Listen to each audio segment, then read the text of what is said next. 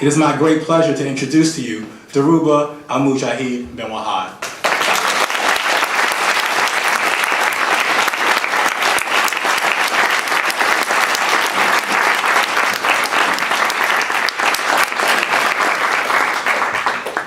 First of all, I want to thank our brother Greg for inviting me here to Tufts University. This is a historic institution. I did a little research on it, but I'm not going to go into that. I'm glad to see that, given the weather outside, that there are a number of people that were interested enough to come here and snare at me. So I really appreciate the invitation and given the opportunity to talk to young students and young people. I always kind of get a thrill out of that because there's such a world of hurt outside that requires fresh minds and new thinking and a new attitude. And so, again, I just want to thank my hosts and the organizations that pitched in to bring me here. I want to talk about the consolidation of white supremacy in the post-civil rights era under the guise of democratization and freedom, under the guise of anti-racism.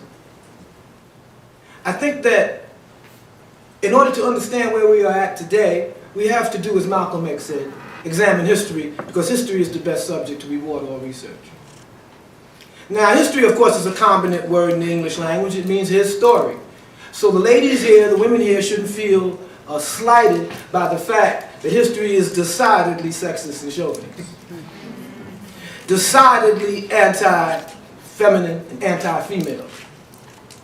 But we also have to understand that women have contributed both to the triumphs and to the woes of humanity. So having said that, I want to state my position that I am giving this overview not uncognizant of the role that sexism and oppression of women have played in this society. The fact that I don't emphasize it in this particular talk doesn't mean it didn't play a significant role in the repression and the curtailment of true democratic freedoms in this country.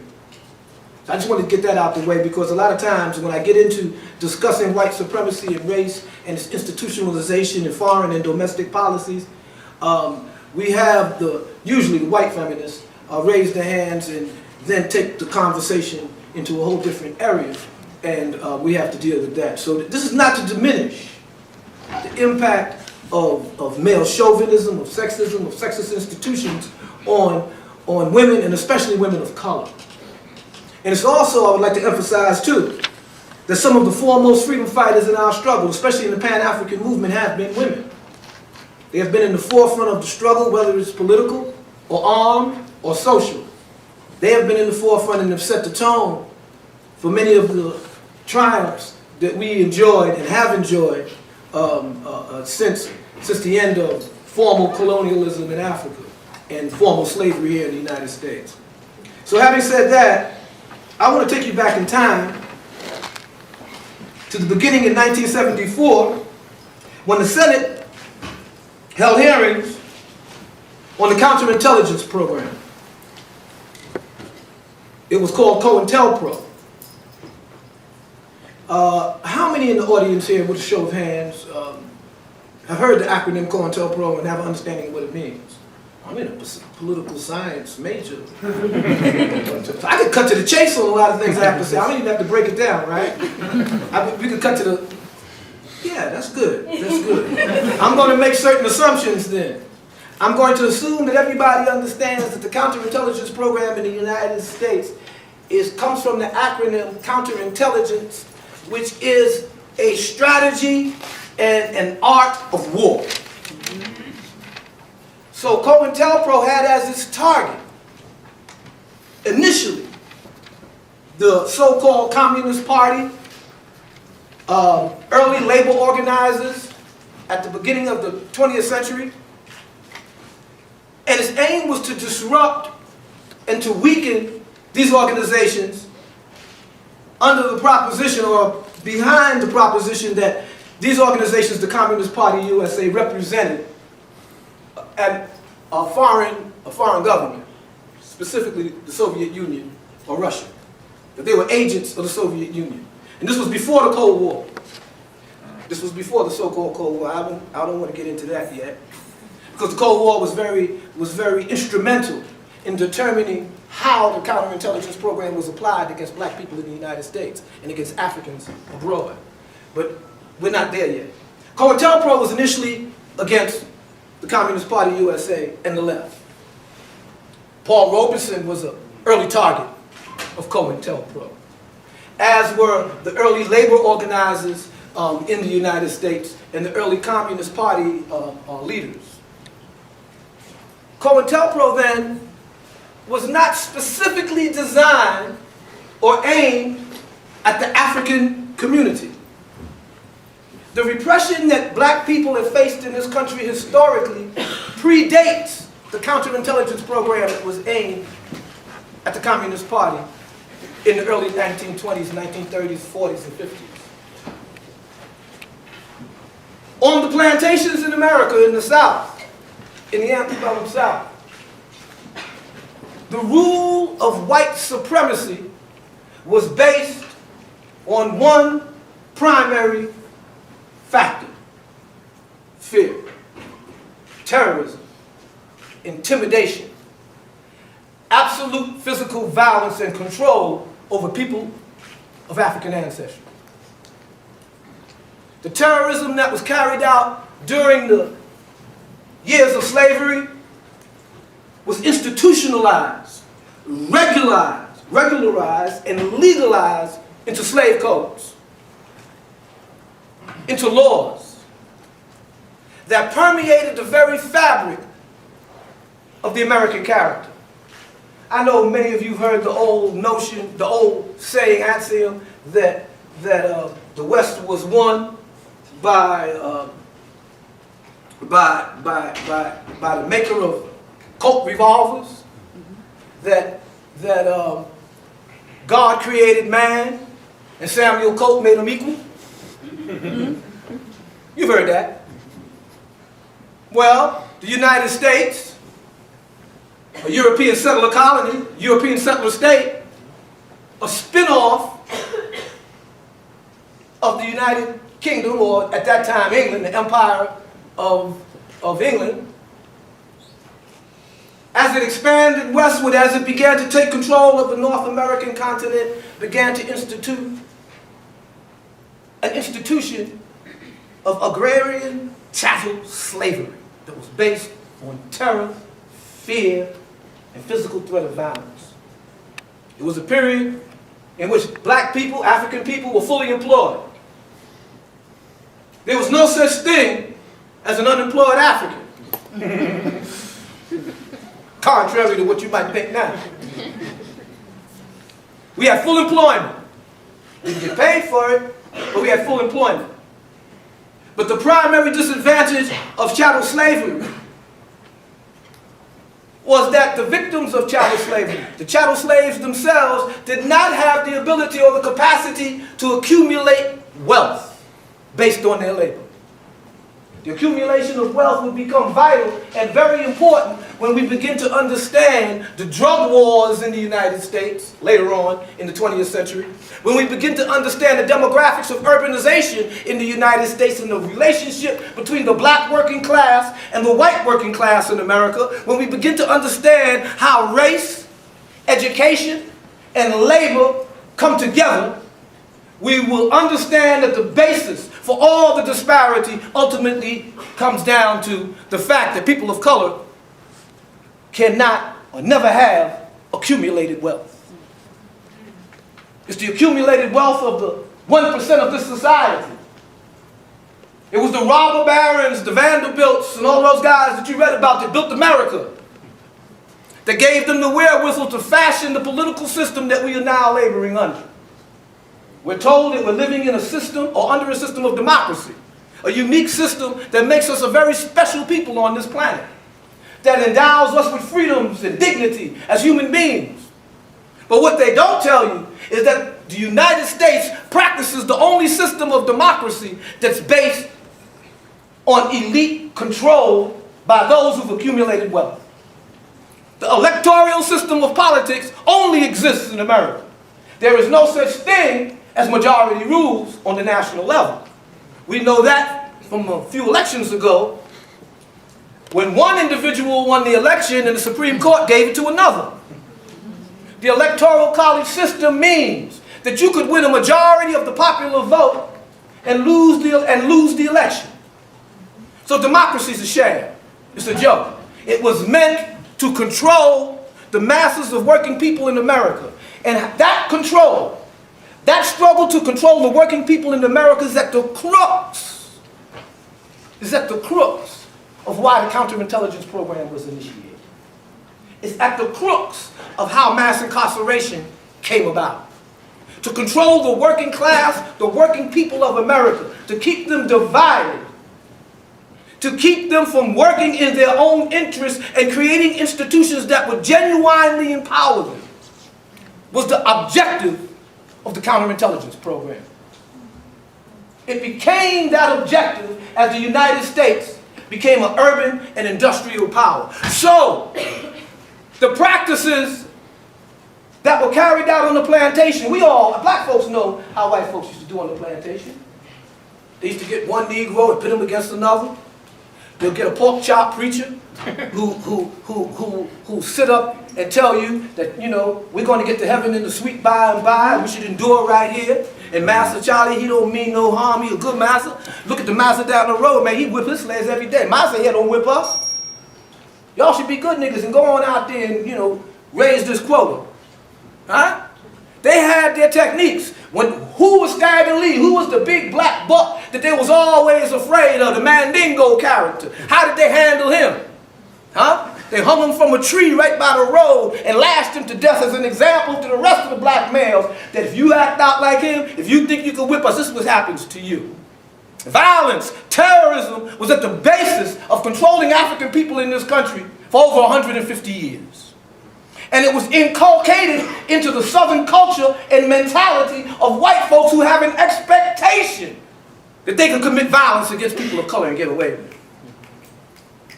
This expectation is what drove J. Edgar Hoover to carry out a program of repression against the black nationalist movement in the United States and label the movement violent black nationalist hate groups. The people that he was murdering and repressing and putting in prison, he labeled them hate groups. Violent prone. J. Edgar Hoover. I mean, who was it that said that the United States has no problem calling on black folks to be violent in defense of the United States, but when they be violent in their own self-defense, it's a crime? Understand something. What I'm trying to get at here, and I gave you a very rhetorical overview about the terrorism that has hovered over African people. From the moment we were brought to these shores, through the crucible of slavery, through Jim Crow sharecropping system, a feudal system that was implemented after the Civil War to maintain the servitude and the subservience of African people, especially in the South. It was that system that led to the great northern migration of African people to the north, to Chicago, to New York, to Detroit. What do you think black folks was running from the South from? They was running from them crackers. They was running from that oppression. They were looking for a better life, and where did they go? They went to the centers of industrial power where the robber barons who had accumulated wealth had created industry and created jobs. And the jobs that they created was jobs that the industry needed. The industry that made America great no longer needed chattel slaves. It needed wage slaves. And wage slaves must be educated. And what was the primary prohibition in slavery? If a slave learned how to read, you killed him. Teaching a slave how to read was a felony. Under chattel slavery, education was a crime. Under industrialization, education became necessary. Understand this now. Because all of the beasts that we have today, what are the beasts we got today? Educational system is inadequate in the city. What are the beasts we have today? Unemployment is double in the black community as in the white community. What are the beasts we have today? There are more people. I could go on and on, right? Yeah. All of these problems, all of these beasts have their history on the plantation and in the beginning of the 20th century when the United States government went after the left in this country and the organization of labor. So having said all of that, let me address right now where we're at and some of the things that you can begin to do to change where we're at. And then let's open up the dialogue. Let's open up the conversation so I can hear some of the things that you have to say and some of the questions that you have to ask. Because although I was invited here to lecture, if there's one thing I hate lectures. So, especially for somebody who don't have a degree. See, I'm an elitist, you see? But no, seriously, I want to, let's interact some more. We're trapped by the snow. We might not never get out of here alive. And so, we might as well learn to live together in this microcosm of America, right here. Because you can believe if we couldn't get out of here, boy, how would we work? I heard the sister was talking about they have elections. They try to figure out how not to have a leader. How do we not elect a leader? Check that out. That's how democratic y'all done got. Hey, but we don't need no leader. Oh, everybody that don't want a leader, raise your hand. Yeah, raise your hand. Okay, so nobody's leading. So what are we going to do? I suggest that we break for lunch. Who do you think you are? I'm not hungry right now. Why do we have to break for lunch? In fact, I'm a vegan and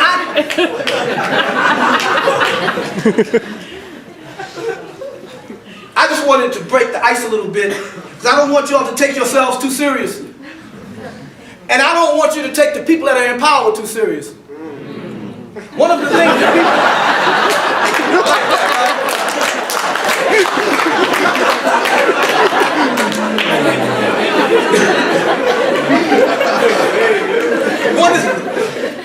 one of the things I learned from some old hippie friends of mine, Abby Hoffman and Dana Beal and some old hippie friends of mine, was that one thing that people in power despise and hate the most is being laughed at. Being laughed at in public. If you laugh, back in the old days, if you laughed at the Roman emperor, that was your butt. You was going to the line. Straight away. You didn't even have to stop and say, but it was a joke. So, I want you to understand that whatever you do in the future as a political science person, as an activist, please keep your sense of humor. Make sure that your strategy includes demeaning the oppressor. Taking his clothes off of him or her. Making them look like buffoons.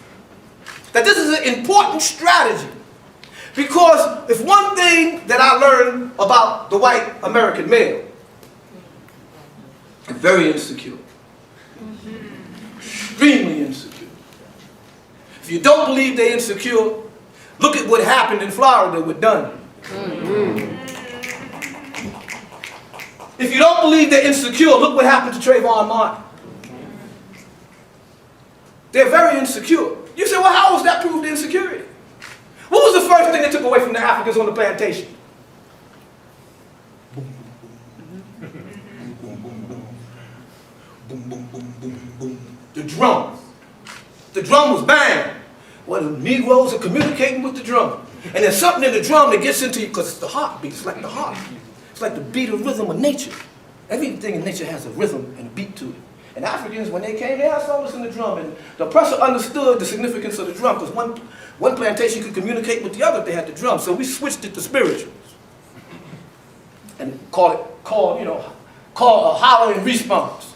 Oh, steal away, steal away. At 8 o'clock.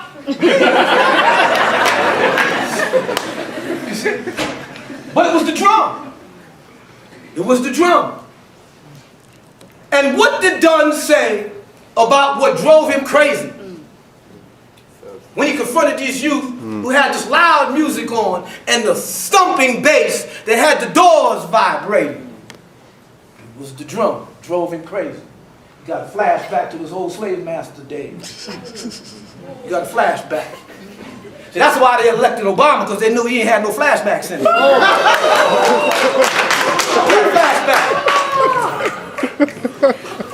He had a flashback to them Negroes with drums. He felt threatened. I could go into some other psychosexual stuff that I won't go into now. But believe me, all of this was why he irrationally responded the way he did. Now, suppose it was me, and I heard some hillbilly music, which, by the way, I do like country and western. I'm more eclectic than the Dunns. But let's just say I didn't like hillbilly music or some country and western. And the guy was saying, I'm redneck, we want my redneck. He's playing this music. I said, man, turn that crap down. He said, man, I'm a redneck. I suppose I should pull out my mag, my Glock, and put 5 in his bow tie, right? I should just shoot him. I mean, like, I can't leave this guy. I can't get out to space with him. I'm trapped with him or something.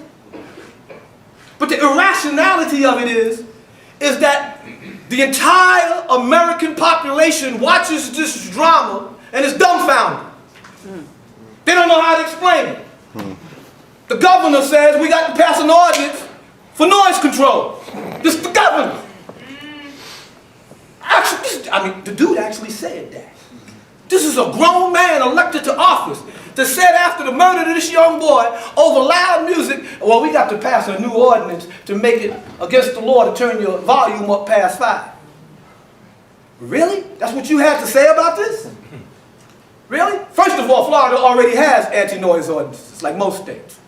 But beside that, the subtle message that he's sending is, I am not going to second guess an American jury to let a white man off for killing a black kid. Because if I did and say, man, it's a tragedy, white folks would think I am anti-white privilege. Because how could it be a tragedy? That means he was wrong. He couldn't have been wrong because the jury didn't convict him. If there were no other kids in the car, he would be walking. We need to understand that white supremacy and white skin privilege is something that you take for granted, but that other people paid for with their blood, sweat, and lives. It's an attitude that you take for granted, that when someone stands up to you and brings your attention to this, I bet you can't guess who that is.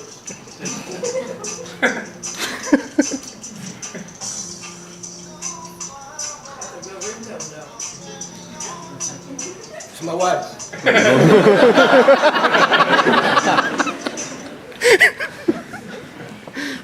And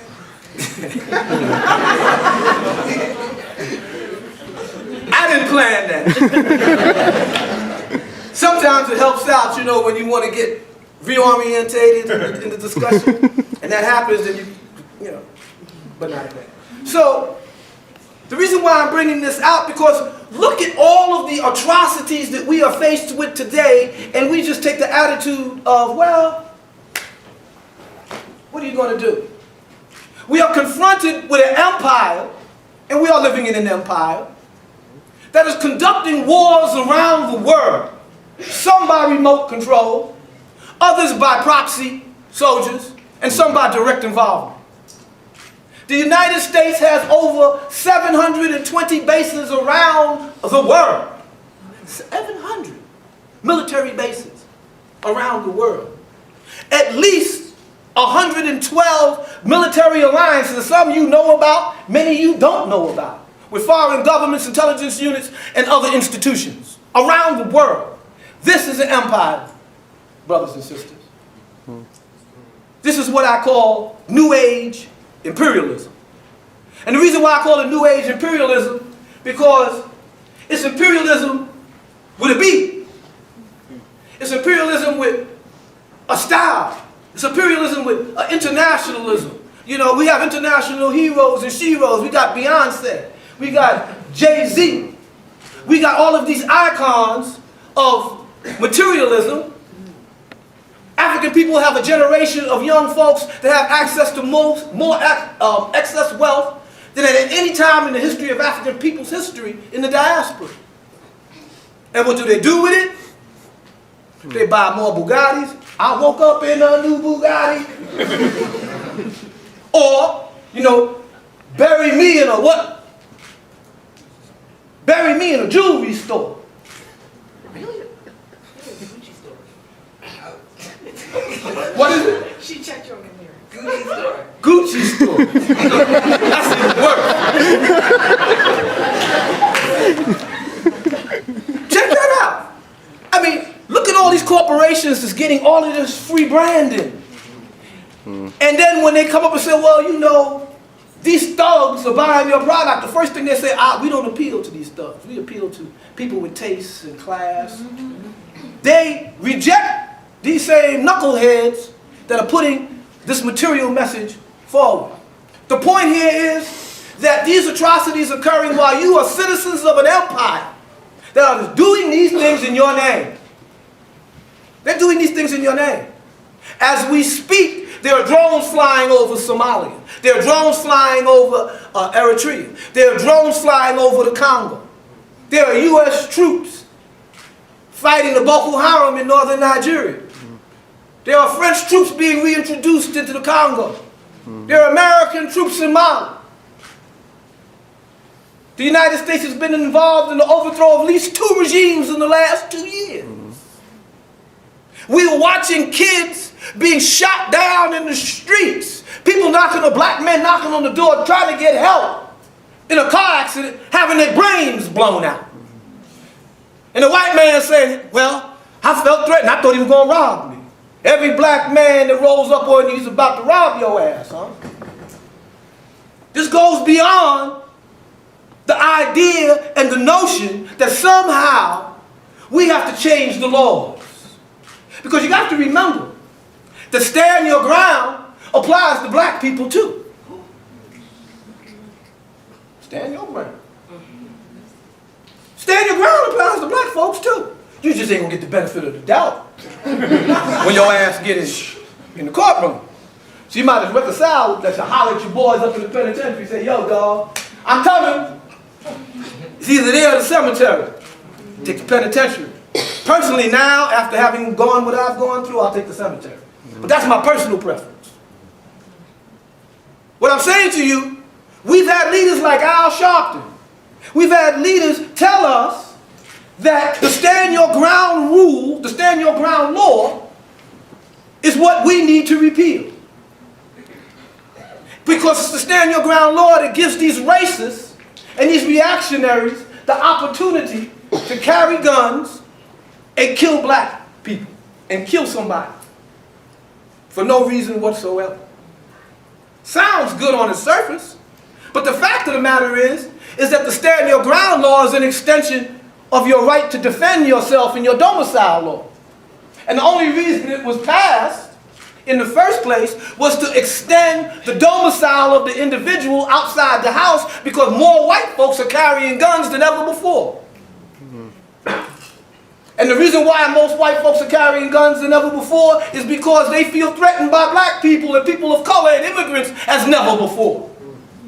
So the stand your ground law was designed for gun owners to use the same principle of standing their ground in their house, outside of their house, to defend themselves. You have the same right. Black people got the same right to stand their ground. But how many black folks you know are going to make the same assumptions based on race that white folks make? How many black folks you think are going to make the assumption that a normal-looking white person, an old lady with, you know, red hair or pink hair, sitting in the airport is not a terrorist? Who? I mean, who? Now let that same old lady look like Madeira and be mumbling some stuff to herself, and somebody call the police. I think there's an unstable lady over here. She's mumbling to herself. She looks like I feel very uncomfortable around her. And the police will come over, ma'am, can we talk to you for a minute? You say, why you want to talk to me? And one thing, it all goes downhill from there. Well, we know that happens, right? So how many black folks have called security at the airport and said, there's an old white lady over here mumbling to herself, I think she's a terrorist? Y'all don't do that. Y'all better start. The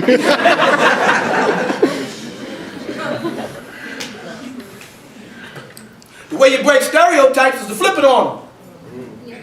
Flip it on them. You know, flip it on them. Assumptions are being made based on how we are being acculturalized. And the beauty of the counterintelligence program when it was implemented is that it came along at a time when white people in the United States were terrified about the upsurge of the black civil rights and human rights movement.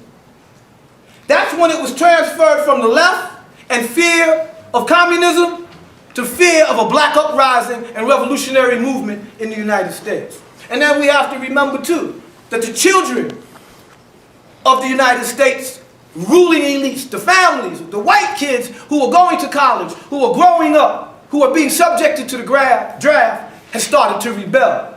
They started to smoke dope, drop acid, trip out. They even started dancing to black music.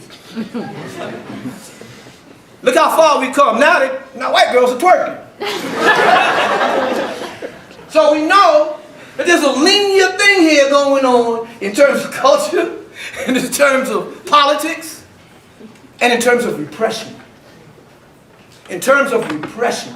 Because the type of repression that's going on now, when the NYPD can say that it is infiltrating masjids, it is surveilling innocent Muslims who are not doing anything to anyone. It is mapping the Islamic community. It's intimidating people of color and people who have a different religious persuasion. When the borders of the United States, the southern borders of the United States are turned into demilitarized zones, when this is all happening right before your very eyes and no one says anything. You're not outraged by the revelations of the NSA. You're not outraged. In fact, you get on Twitter and Twitter about it. Me, the only good thing about it is if you lose your phone book, you can ask the NSA, put it back on.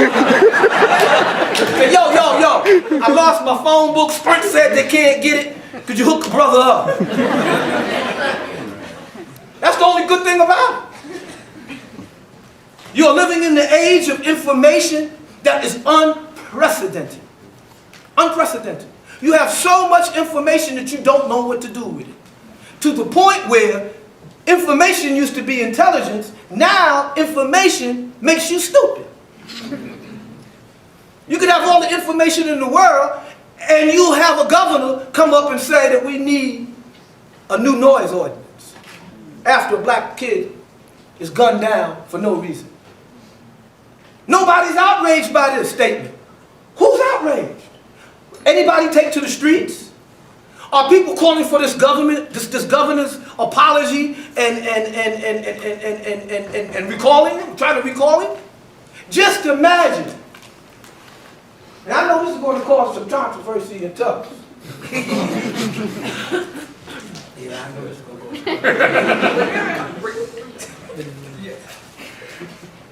Maybe I should call wifey back before I do this. Just imagine. You know, that a Jewish kid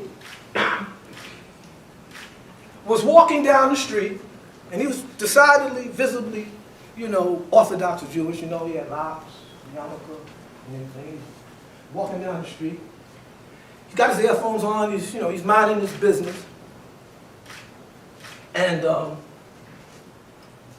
along comes a group, maybe 3 or 4 black kids, and they call this boy a name. They call him a derogatory, quote, anti-Semitic name. Okay? There's some witnesses there that hear them call the boy the name. The boy got earphones on, he can't hear nothing. So he don't even know he got called his name. Right? And the boy's got earphones on. He's, you know, and they go by and he looks at them and he's not paying attention. He steps in the street, he get run over by a car. Right? And the boys see him getting run over, they run away. Right? They run away. They don't want to be involved. They don't be asking no questions. They run away. Investigation goes down. The witnesses said that these boys made some anti-Semitic slurs and called this boy some anti-Semitic names, and he ran out into the street and they chased him and he got hit by his car and he ran away. That's a plausible explanation for that scene, ain't it? Isn't it? Silence. The only reason it's plausible is because of the protagonist. Nobody's paying attention to the details. They just see the black kid, the white guy with the yarmulke and the earphones on, and him rolling into the street and the kid's running away. Conclusion, they chased him, they were harassing him. It was a racial attack that killed this boy. You remember the Central Park jogging case? Do you remember how those boys were railroaded? And do you remember how the entire black community turned on those boys and believed that? I had to take my son and sit him down on the television and let him watch a black man sit in the police station and let the white cop frame his son and tell his son to say what he's telling you to say. And the boy is telling his daddy, Papa, I didn't do this. I didn't do it. He said, tell him what he got to hear so you can go home. The boy spent 9 years in jail. His daddy sat there, put him in jail with this cracker. His daddy believed the worst to him. Those people believed the worst of those black kids. They assumed the worst of those black kids and the best attribution to the kid with the yarmulke and the earphones on. He was a knucklehead for stepping in the street in the earphones and didn't hear nothing. He caused his own demise. It was unfortunate. It shouldn't have happened. It's a bad thing. But it wasn't nobody's fault but his. We make assumptions. We make assumptions based on what we are told and what we are led to believe. And in fact, that is not the deal at all. That's not the deal at all. Look at the Olympics in Sochi. Obama has bent over backwards to show how pro-gay and lesbian rights he is.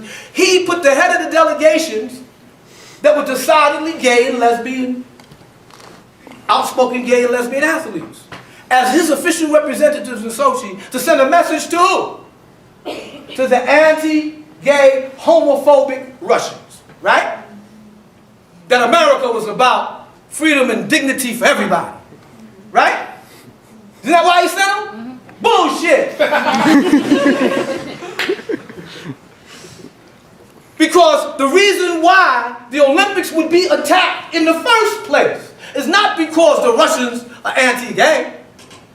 They're going to be attacked because the Russians are oppressing people in Russia who've been fighting for their freedom and their liberation for over 100 years.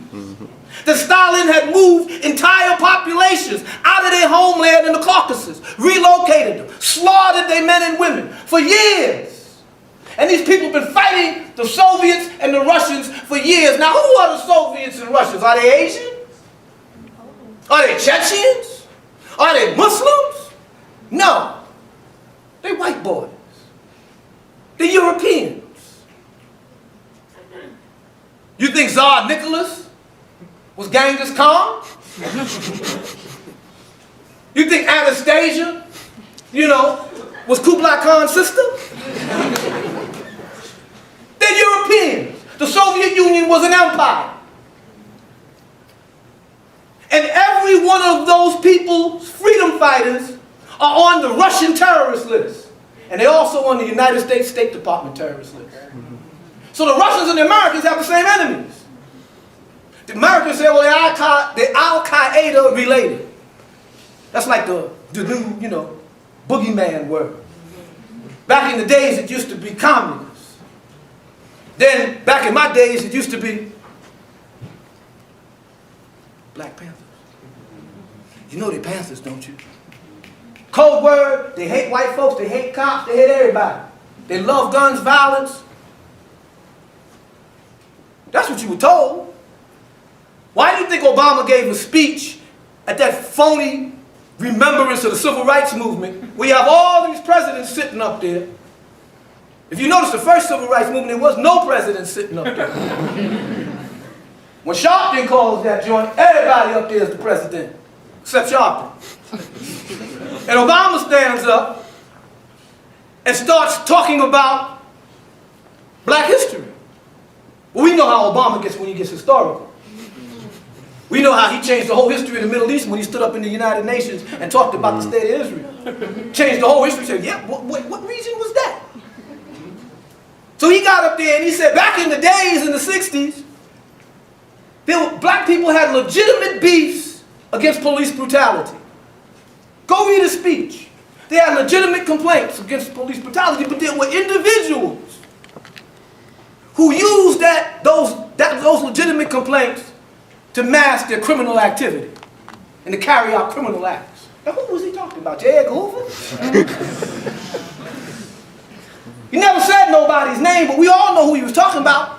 Understand something. The reason why you have never heard the Black Panther Party in the dialogue of the civil rights movement, in the dialogue of what happened, except in the flip, you see somebody marching, then you're gone.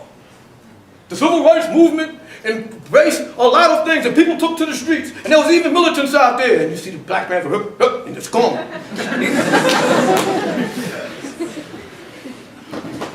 There's a reason why. And the reason why goes back to the plantation.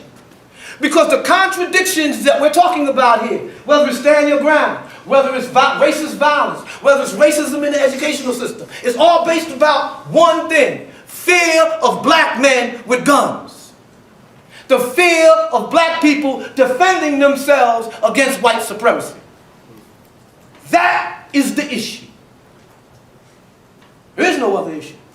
Everything rotates around that. Anybody that study materialism understands there's internal and external contradictions. The internal is the basis of change, the external are the conditions of change. No amount of heat is going to turn a stone into a chicken. Incubation will turn a chicken egg into a chicken. It's the internal basis of that egg. They may look the same, the stone can look just like the egg outside. My point is, the contradiction that you're facing today in fear of black people and reason why white supremacy and white skin privilege exists is fear of black manhood. It's fear of black people's right to self-defense. And that's key in a police state. Because the only monopoly for violence has to reside with the state, with the police. And the police are the major perpetrators of violence against black people. So there you have the contradiction. If a black person could stand their ground and defend themselves, and the policeman is abusing him, that applies to that situation. I believe this man is going to kill me. He put handcuffs on me. I put my handcuffs there, and then he started beating me. So I grabbed him and I strangled him with my handcuffs. You're going to get a murder beat. Because he's a cop. You had no right to defend yourself. Did you? Yes, you did. Yes, you did. The same way a soldier has a right under the Constitution of the United States not to follow an unlawful order, you have a right as a human being to defend your life if you believe it's in danger, even against the law enforcement. Even against law enforcement. So the stand your ground rule, you see, is something that law enforcement wants abolished too. Did you notice that? They're all opposed to it too. And you wonder why, how come the Popo and Sharpton wind up on the same side of the barricades on this one? Because the police understand that they routinely exercise excessive force. They routinely threaten the lives of black men. They routinely terrify us to the point where we believe we're going to be killed by this guy. And there's nothing that we can do about it. Now, I don't know how many black men in here have had that experience of being in that type of situation, or even anyone in here being in that type of situation. That's a very powerless situation to be in. It's a very helpless feeling to know that when you get in your car, you're driving while black. How many white folks here got to think about what they're doing when they leave the house every day? What they're going to wear? Well, I'm going to put my shades on, man, when I drive through Cambridge, or what? Me, I get the darkest ones I can get. You know? But you got to deal with that. And there's people that don't have to wake up in the morning and deal with that. And that's very hard for you to understand, to put yourself in that position. Yeah, back in the 60s, if you had long hair, and you know, and you listened to rock music, you were stereotyped too, and then you were subject to being a second-class Negro. They would treat you with some degree of stereotyping. But now everybody got long hair.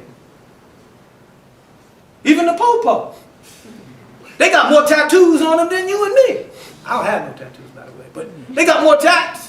They got longer hair, different styles. You can't tell the police from the people until they start oinking. That's the only time you can tell the difference. Up until that point, if they keep their mouth shut, you wouldn't know the pig from the people. That's serious. So what we're dealing with here is our expectations of people that have been created over a period of time where the excesses of government are no longer surprising, where everybody takes these things for granted. Nobody's outraged. We could go on YouTube right now and see kids being beaten by 2 cops in the middle of the black community and a whole crowd around them, and nobody would do nothing but yell and scream, "Stop beating him, stop beating him." That's it. Could you imagine? Look at the pictures they show you on the History Channel of Poland and the beating of Jews in the street with stars of David on their arm, and other people walking by while the fascists are beating them in the streets. How many of you were outraged by that they walked by? You were outraged, weren't you? How could they walk by? Look how they beating that poor man. You see the pictures in the concentration camp and you're outraged by it, aren't you? But when you see a black man beaten down in the street, you're not outraged by it. When a black boy gets murdered, you don't come out into the street outraged.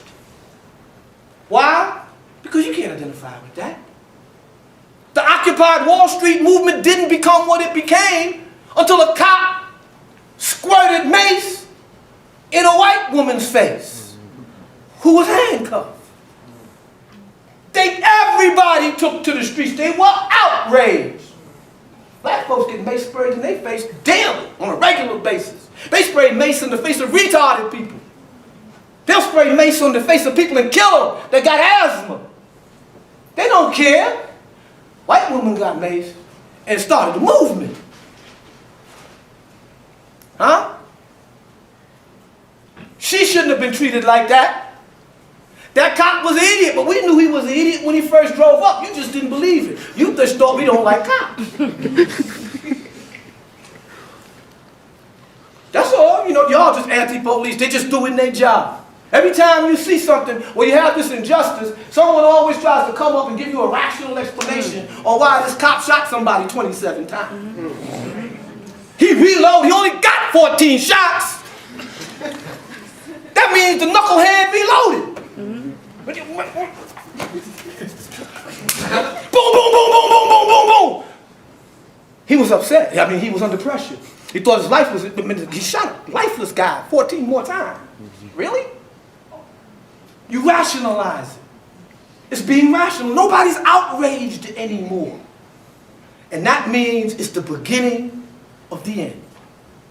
You know, in Islam, Muslims are told, and a lot of y'all don't know much about Islam, but I'll tell you this.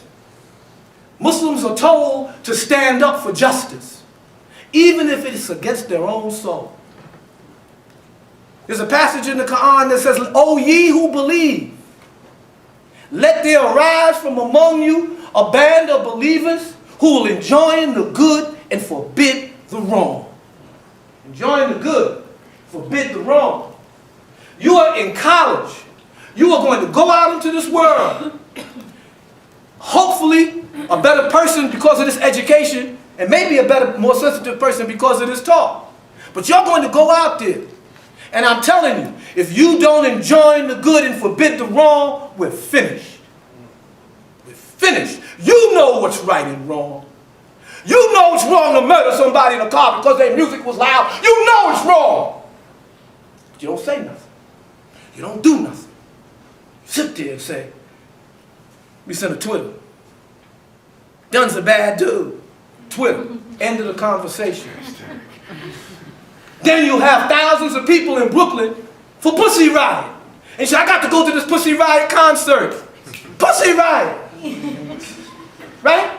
They claim the fame is that they're bad musicians and they did their act in the church. And Amnesty International holds a fundraiser for them and the place is packed. Place is packed. They raise hundreds of thousands of dollars. And right now, as we speak in the United States, there are over a dozen black political prisoners who have been in jail for over 35, 40 years. Right here in America.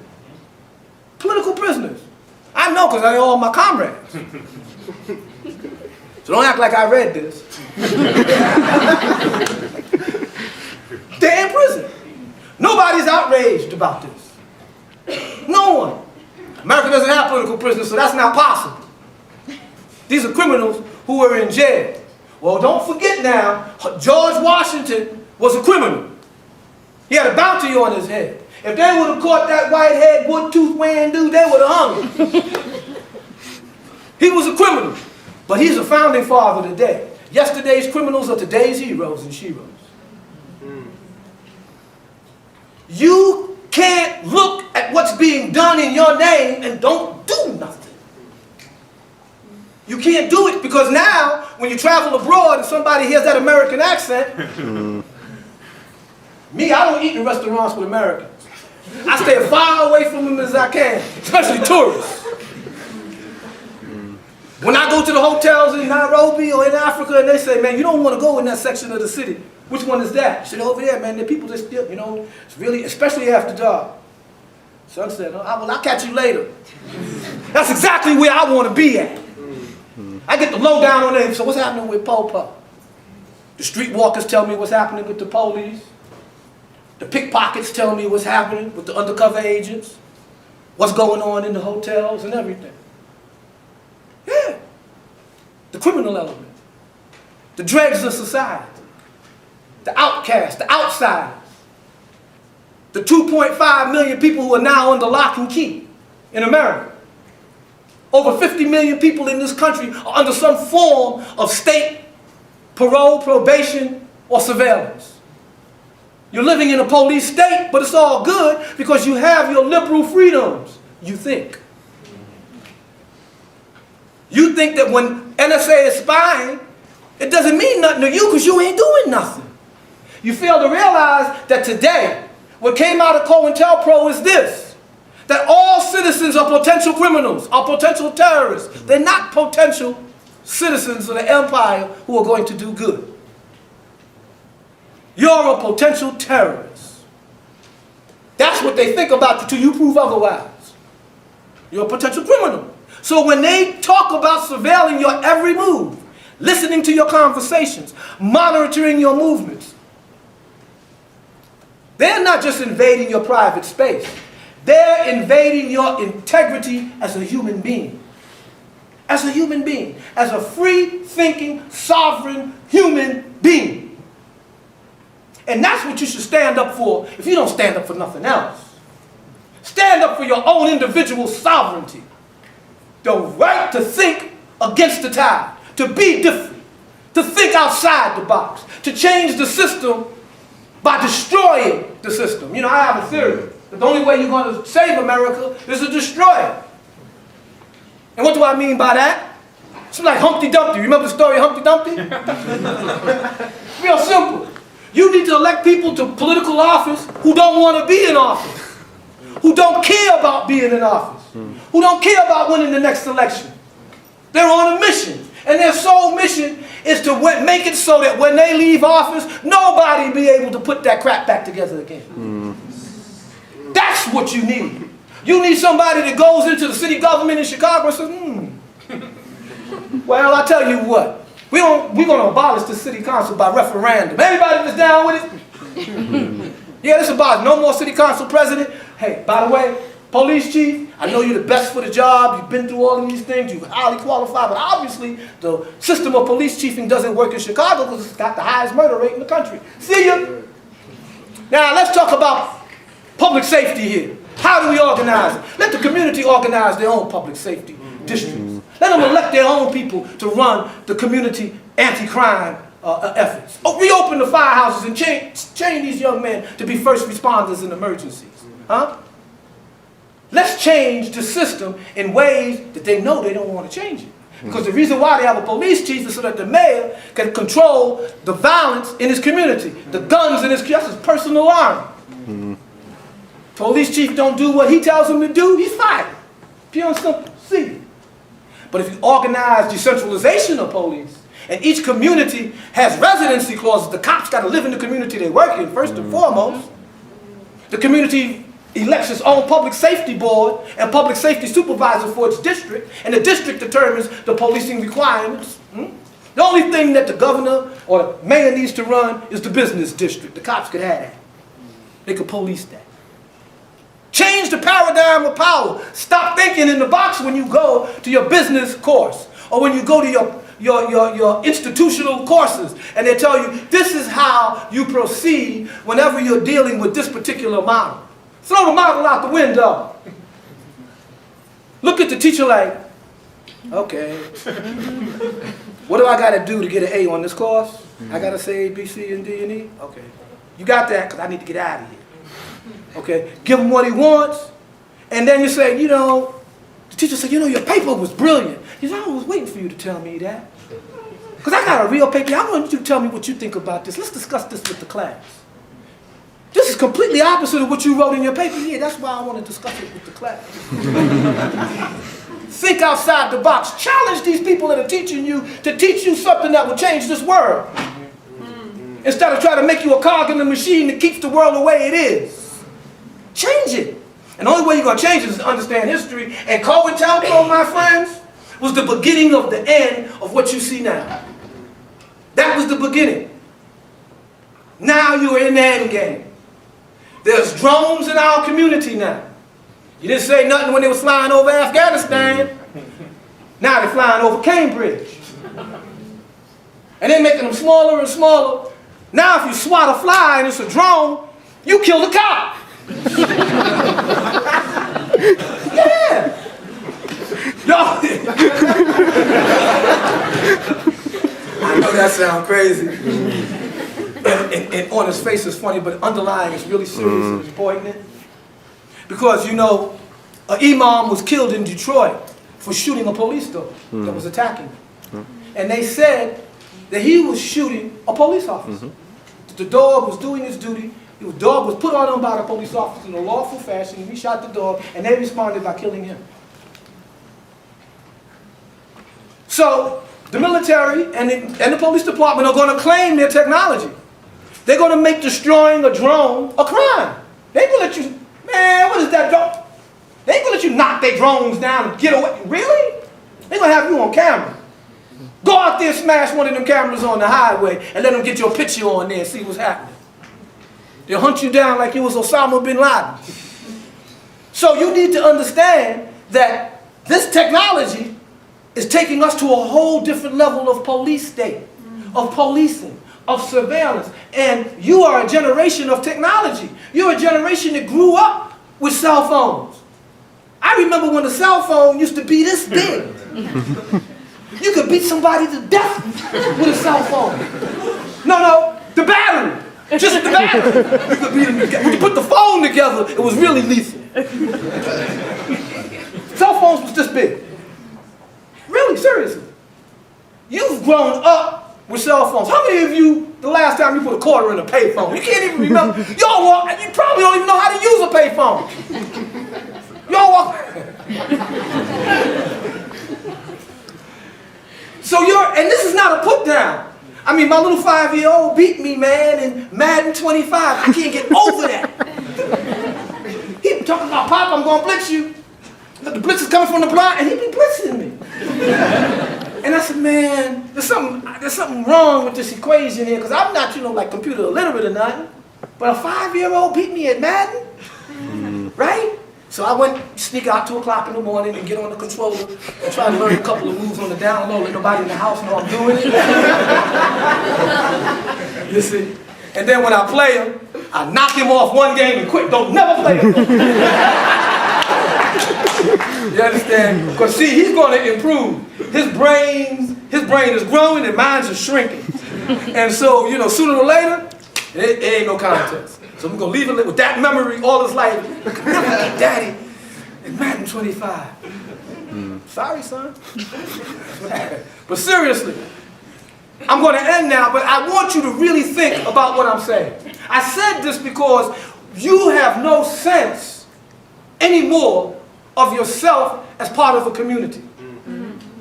You see yourself as existing only in as much as you're in communications with everybody else who exists. How many of you feel like you're not even in the world no more when your phone cut off?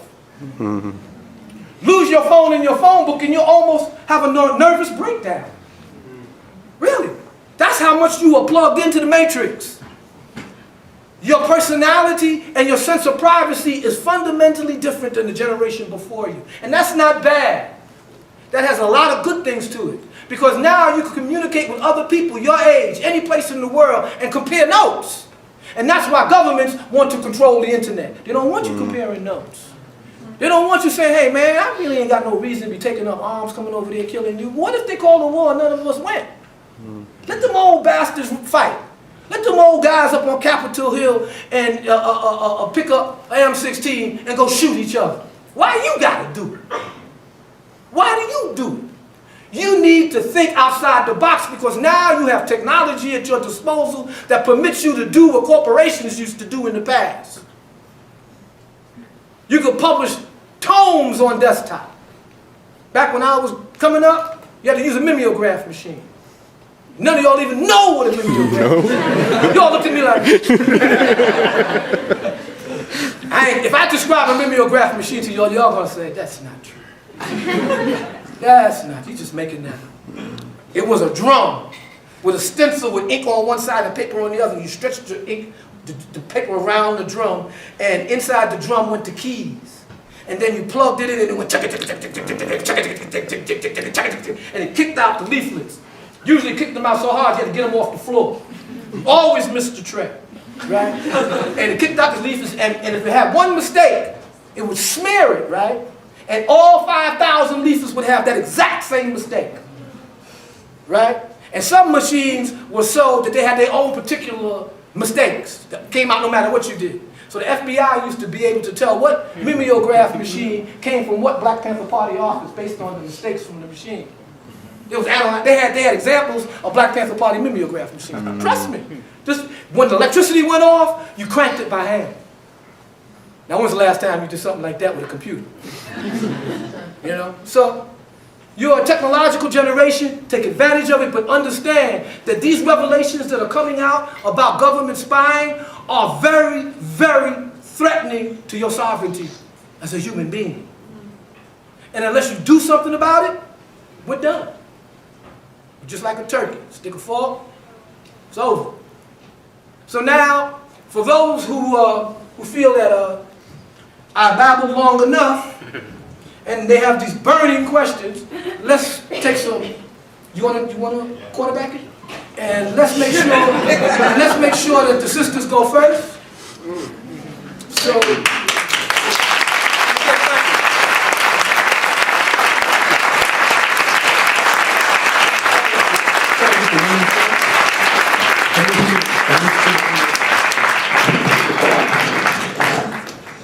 Okay, so we can take a couple of questions at a time and then rotate for as long as we have. We want to save a little bit of time as well for folks to get copies of Still Black, Still Strong and ask Dhoruba to sign them if you're interested. So we'll keep those two tasks in mind. I feel like I'm in class all over again. So we have one question here and another question here. Can you just tell us your name and then ask your question? Yes, my name is Catherine, and my question is, when you give these lectures, do you ever check for the reactions of white people or white-appearing people in the audience?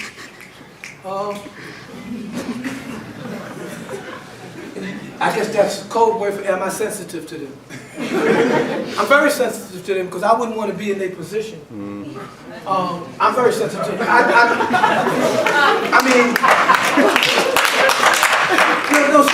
didn't mean that to be facetious or a joke. I am very sensitive to them. You know, to tell you a personal story, I know y'all saw, maybe y'all, did they see the movie? The documentary? I'm going to tell you a story. A young college student by the name of Robert J. Boyle came into Greenhaven Prison when I was in Greenhaven Prison, and I was kind of like the editor of the prison newspaper. And we had a Black Studies program. This was right after Attica. So right after Attica, they gave us a lot of programs. So we had a Black Studies program that was attached to the local college. It was Marist College in Dutchess County, New York. Right? And the students used to come in.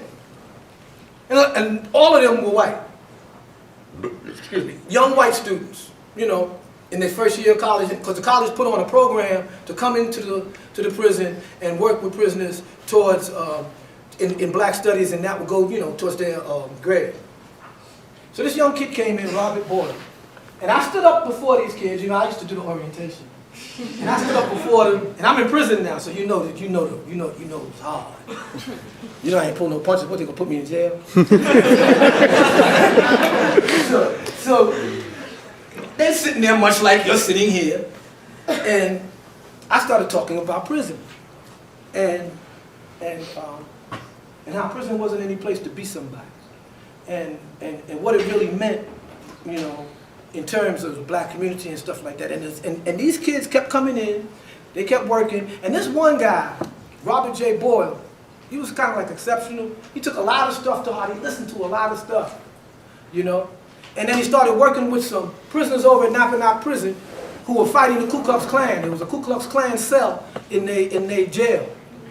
And they were fighting the Ku Klux Klan, trying to reveal it, and he started working with them as a student, helping them outside with the support work, and it became a big case, right? And all the time now, he was motivated by his involvement with us in Black Studies in Greenhaven. Because of that, Robert J. Boyle decided to go to law school. He went to law school, and he hooked up with my attorney then, Liz Fink. Liz Fink was the Attica attorney for the Attica Defense Committee. Liz Fink is a Jewish woman whose parents were communists. And she was my lawyer. And he took it up and started working with her. It was those two individuals. Robert J. Boyle became a lawyer. And Liz Fink, that you see in the video, they're the ones that got me out of jail. It's because of them that I'm standing here now talking to you. So am I sensitive about white people in the audience? You goddamn right. You goddamn right. I hate to use the stereotype, but the people that saved my life were white. Because they believed in something and they acted on it. They believed that I was a political prisoner. He believed that he should fight for my freedom, and that's what he did. And he went to law school, got a law degree, in order to do it. Took him 7 years. But here I am, all of my glory.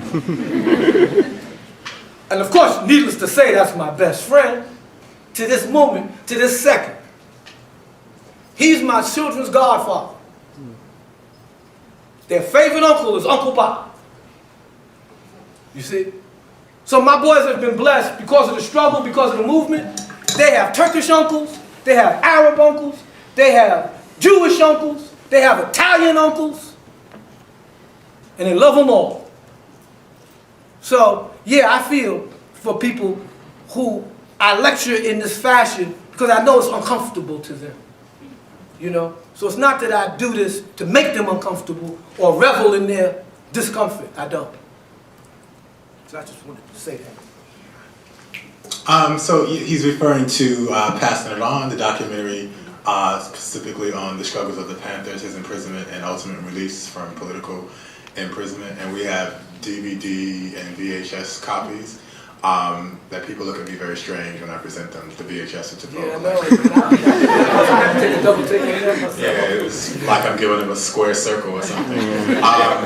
But for those of you who are interested, one, we can work on getting copies in the library, but also in the meantime, if you approach me, we can, I think last check Cynthia was screening it in Eaton. It's like a downstairs movie theater. Jokes. But you can get a copy. You can check these out in the meantime. All right, and then Zoe. Yes. So I was wondering if you could speak a little bit about U.S. Border Patrol and our presence, like in the Dominican Republic, training Border Patrol agents over there, on the DR Haiti border. Also, like there was a really high up Border Patrol official who made a statement in 2011 about the southernmost U.S. border is actually the border between Guatemala and Mexico, and just this expansion of like militarized borders globally, wherever the U.S. has a presence, and the way that we finance and train. I know, right? Right? Can you speak to that, please? You did, you just did. Really? You really did. I think the only thing I could add to that is I don't think a lot of black folks, especially black leaders, recognize the implications of the immigration controversy and how it impacts on us. Some of the major deportees and some of the major victims of the new immigration acts are Africans. You know, the United States State Department and government only has a 27,000, I think 30,000 quota for sub-Saharan Africans each year, and these new immigration laws are going to reduce that because this is supposed to be a non-visa quota. In other words, you don't have to qualify like for a regular visa. These are, you know, where they have the lottery and stuff like that. So we're impacted by this. But something that you pointed out, and this is again, goes back to what I was saying about the militarization of police and how we don't say anything. The sister's absolutely right. The United States Homeland Security and Immigration wants to declare a 100-mile zone from any point of entry into the United States as a zone in which the Constitution doesn't apply, much like when you go to the airport. You know, when you go to the airport, you can be subjected to search and seizure of your property without any recourse to, to law, because they declared that a high security area and there's certain new laws that apply, you see. So she's absolutely right. I mean, what spot in the United States is not 100 miles from an entry point? When you consider almost what is it, 67% of the American population lives within 50 miles of a coastline, so that's very, very important. But the militarization and the use of militias on the southern border, at the same time that this militarization is happening on the southern border, the U.S. is talking about integration with Canada on the northern border. Economic, military, and police integration. So we need to understand that the geopolitics of the United States and Mexico is changing. And now with the legalization of marijuana beginning to pick up steam, the law enforcement is in a serious dilemma. And the war on drugs is just about, it's almost over. And so everyone's scrambling on how they're going to get a niche on the next war on whatever is coming up next. And they're starting to talk about heroin now in order to deal with this. But we should understand, this is another lecture, that heroin was initially how the war on drugs started in the black community. It was against heroin. And heroin was introduced by our friends and associates that we all come to love and respect, the mafia. Our boys, hold me down from the Godfather and them, So we're going in full circle. Heroin now is the up and rising epidemic. Marijuana is being decriminalized. Before, marijuana was a gateway to heroin. I guess now heroin is a gateway to marijuana. I don't know. But, there it is. You're absolutely right, though. And the immigration issue is an issue that black people and other people should really be interested in, because the curtailment of immigration, right? This is an immigrant nation. And the fact that the immigrants are now being stigmatized and delegitimized should tell you a lot about where the empire is at right now. Because it's empire that created the influx of immigrants. Rome, everybody wanted to go to Rome. Hey, man, I'm going to Rome, man. I gotta get paid. Everybody going to Rome, man. You going to Rome, man? We all the way in, we all the way in Persia, man. How you gonna get to Rome, man? I'm gonna hitch me a camel. I'm out of here. You understand? Everybody wants to go to the center of commerce and the center of culture and civilization. And in this particular case, it's the United States, but the United States is closing its borders to immigrants. And it's immigrants that made this country. besides, of course, old black folks, but immigrants made this country. So we need to understand that immigration laws, is a placebo for a lot of racism, a lot of classism, and of course a lot of sexism. So it's a very important thing for us to pay attention to. I'd just like to add really quick, I'm not here speaking today, about the publication in the back, Still Black, Still Strong. The subtitle is Survivors of the War Against Black Revolutionaries. It includes like 4 essays by Mumia Abu-Jamal, I think maybe 5 pieces by Dhoruba, and an interview with Assad Shakur. The pieces by Dhoruba speak in a different way, in a more pointed, extended, and elaborate way to a lot of the issues that deal with the state, counterinsurgency, repression, the national security state, of imperialism in general. And they represent essays that you don't see anywhere else. That kind of perspective that's belabored in that particular way, I've never seen anywhere else since, and I constantly go back to them. And one thing that I appreciate about certain figures that have been produced by the Black Liberation Movement in general, and the Black Panther Party in particular, is that they give us an ongoing tradition of intellectual praxis that we do not see in other places. A lot of the times when you do encounter these voices and these figures in the public marketplace through books, they're seen as capable of movement memoirs, one-off books that are, implicitly ghostwritten in people's perceptions and whatnot, as opposed to the actual alternative tradition of knowledge and politics that was the product of these social movements, right? And so that's why the lecture here is important, but also why the intellectual production in print is important as well. They go together, like the traditions of oratorical intelligence and also the traditions of written and printed intelligence, and you see that really clocking in all kinds of ways. So I really do strongly recommend people check out the work. And so we have 2 more questions, one Cooper and Phil, right? And then Benjamin.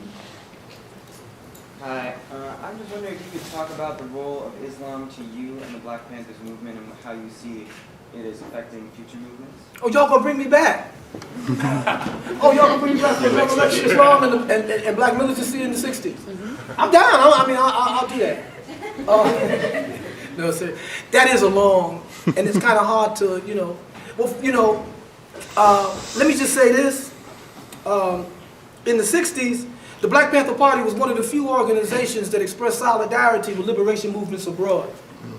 In fact, we had a working relationship with the PFLP in Palestine, the Palestinian Liberation Front, the Front for the Liberation of Palestine. At that time, it was led by Dr. George Habash. We also had a working relationship with with the FALN and other liberation movements. We had a relationship with the ANC, but the ANC at that time was not perceived so much as an anti-colonial liberation movement, but more or less as an adjunct or part of the Cold War dichotomy between the U.S. and Soviet Union. And South Africa was seen in that light. That's a whole different thing. We could see the developments of that, but in terms of Islam, the Muslim community back then, and we have to understand something, this was right after the Algerian Revolution, and a lot of people don't know. I think if for those of you who are political students or you are studying religion and politics, the Algerian anti-colonial struggle initially, the leading elements in it were Islamic. And a lot of people don't understand too that secular nationalism in the so-called, quote, Arab world was initially, and so-called pan-Arabism was initially anti-British and anti-European colonialism. It was a ideological opposition. It was formulated for that purpose. The same way Pan-Africanism was formulated for the purpose of uniting the African continent. But all of this was hijacked by the Cold War, misdirected by the Cold War. So when the Black Panther Party expressed a solidarity with the Palestinian people, it was based on our analysis of Zionism and the history of Zionism. It wasn't based so much on our solidarity with Islam in terms of praxis and principles and intellectual understanding. I don't know if I'm making sense here. So, that's at that time. Now, if you're asking me in my personal life, I believe that the personal is political and the political is personal. And when I returned to Islam decades ago, it was because I felt that the whole sojourn as an activist, as a panther, as a so-called materialist activist, lacked the spiritual dimension. The spiritual dimension was being hijacked by the legacy of the Christian church. You see? Now, whatever you want to say about faith-based activists, they tend to have a lot of enthusiasm. You know? And sometimes enthusiasm gets you over when nothing else will. You know? One of the reasons the Vietnamese didn't lose the war was because they didn't understand that they were supposed to. If they knew they were supposed to lose the war, they would have been done. So when I became involved in Islam, it was because Islam, and I was in prison, it was because Islam reflected a spirituality that mirrored and reinforced my politics and my ongoing analysis. And then I came to understand too, as a result of that, by understanding the religion itself and the holistic basis of the religion, that Islam was a very serious anti-imperialist, anti-oppressor theology. That it supported the overthrow of oppressors and tyrants. It didn't tolerate these things. It talked about the liberations of slaves and empowerment of women. This is what Islam talks about. The complete opposite of what you hear. Okay? And that's very, very important to understand, because when the Iranian Revolution jumped off, this is the first time in modern history that a theological proposition, a theological philosophy overthrew a modern national security state. Up until that time, it was just Marxist, Leninist, left or right, or whatever. This was the first time that Islam did that, that a religion did that. And it did that in a geopolitical sensitive part of the world, and it caught the United States and Europe completely by surprise. Completely by surprise. They've been backpedaling, trying to catch up ever since. That's why we're at where we're at with Iran and their nuclear program. They're talking about the nuclear program in Iran, talking about them thinking about it. They don't have it, they're just thinking about it. And the Israelis already got bombs. And nobody says anything. You bring that up in a conversation, it's like the room gets silent. It's like the 1,000-pound gorilla sitting in the room. Well, see that we want a nuclear-free Middle East. How many bombs do y'all got over there at Desmona? We can't talk about that. That's anti-Semitic. They ain't got nothing to do. We a democracy. The last time I looked, the only people that ever used an atomic bomb was a democracy. So Islam then in the Black Panther Party was based more on the synergy of our anti-imperialism and our work together against that particular entity, the European settler state of Israel. And Phil? Thank you for coming.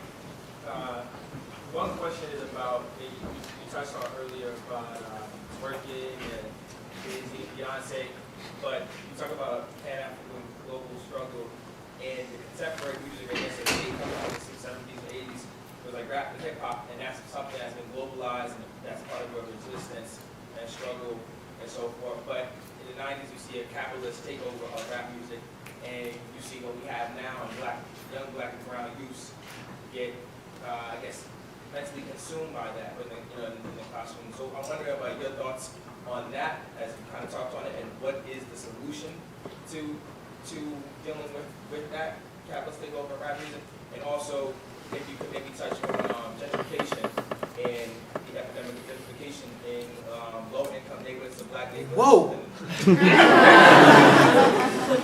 And each one of those things that you mentioned, brother, are very serious issues. And I don't want to treat them superficially. Really, I don't. I think that what he mentioned about rap music and the role that it could possibly play in progressive movements and where we are, I think that's a whole series. I mean, I'm going to, in fact, that you mentioned it, and the fact that you mentioned it again it's going to help me emphasize. I'm going to enter into a dialogue with Davey D, because Davey D has raised some of these very issues that you're talking about the relevancy of rap, its takeover by corporate interests. And I know for a fact that rap, how does my phone ring this long? Usually when I'm rushing to answer it, it goes off after the phone. And so the reason why I'm telling you this, because I'm going to engage in this dialogue probably in Facebook or some type of public forum so that you can tap into it. But he raised some very good questions about the role of culture, art, and human struggle and social change. What part does it take? And when we break down how hip-hop evolved and how it developed and what it came out of, we'll see that it came out of the same type of period that I was talking about. When I talk about the late 60s and stuff, it came out of that period. Music has always reflected movements for social change. They usually reflected it. They didn't determine the movement. They reflected the movement. They inspired the movement. They informed the movement. But they weren't the movement. You follow me? I know y'all remember when South Africa, some of you might remember, when South Africa, apartheid was still in existence, all of the artists, almost all of the good artists were in exile. And they were performing fundraisers for the ANC, and their songs and music talked about what it was like to live in South Africa, to fight apartheid. We know about Miriam Makeba. We know all of these things, you see?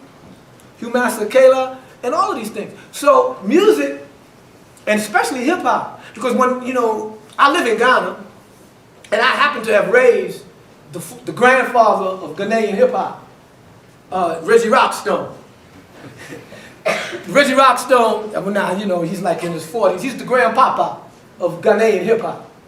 And so all of the kids that are hip-hop stars, rap stars in Ghana, I knew them since they were babies. You know? So the lectures that I'm giving you, I used to give them in Ghana. You know? So the reason why I'm saying that is because now they're presenters on TV shows, now they're doing shows and stuff, and all of their music does not reflect the colonial paradigm of Ghana. You see, it's talking about Africa belongs to the youth. They have a Pan-African flavor to their music, even though they like to dance and be jiggy and have fun and talk about smack, you know, talk about nothing. You know, at the core of their music is picking up their culture and their Africanness. You understand what I'm saying? And I think that that's what's happening with rap music today. That stuff that we see with Beyonce and the commercialization of that music and how they dominate the dialogue and stuff is not indicative of the type of artists like the Latino artists and the black artists who have consciousness, you know, who don't have a contract.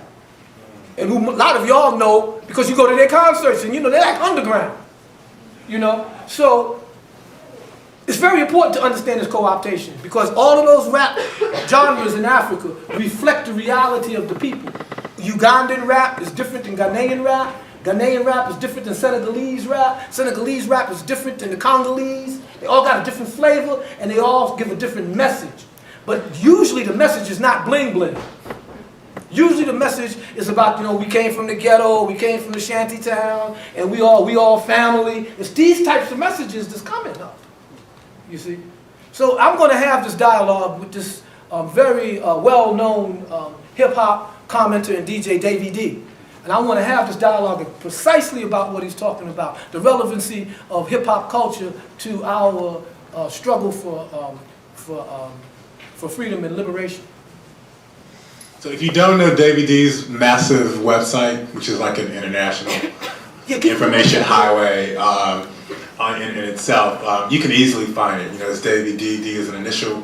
Do any search for Davey D's hip hop website, and it'll take you right there, and you'll find tons and tons and tons of information for probably like a decade now. Yeah, I got a couple of articles on it, and that's the way I'm going to try to engage him in this dialogue on that website. Okay. So you all can see it. And you can find Dhoruba on Facebook. Yeah. Oh, I don't befriend nobody though. You don't befriend nobody, but you can find Dhoruba and Dhoruba's information on Facebook. When Dhoruba finds something important, he does post it on Facebook. Right. Okay. And Benjamin is next. I just wanted to actually elaborate on Phil's question about justification, the second part you asked kind of at the end. Yeah, I didn't address that. My bad. Yeah, He's working on that too. So y'all working in y'all working in tandem. I hear. So at the, sort of the end, we were talking about making community and creating community. And I'm from Chicago, and there, of all places, gentrification is going at a crazy rate. I mean, they knocked down Cabrini Green; it's a target now. The Latino community is being pushed into working class suburbs. And I guess my question is, can we create effective community if we're not geographically together? If the, again, obviously. Well, let me say this. I don't know how many of you have traveled to Europe. How many of you have traveled to like France or whatever? Okay, well, you know that the ghetto is in the suburbs. Right.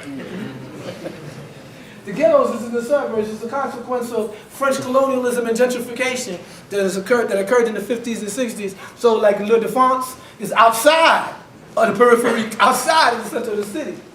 And all of the picturesque and tourist places are all in the city center.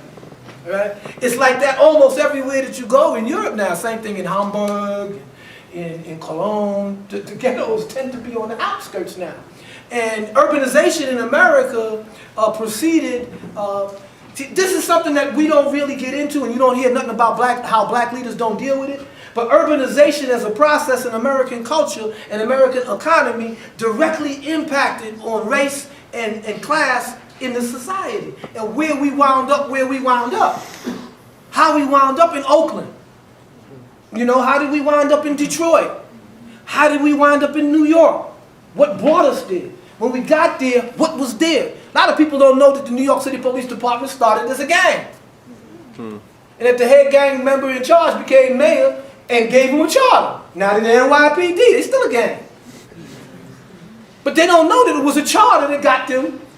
If it was a charter that made them, it could be a charter that dismantled them, right? But we don't know that.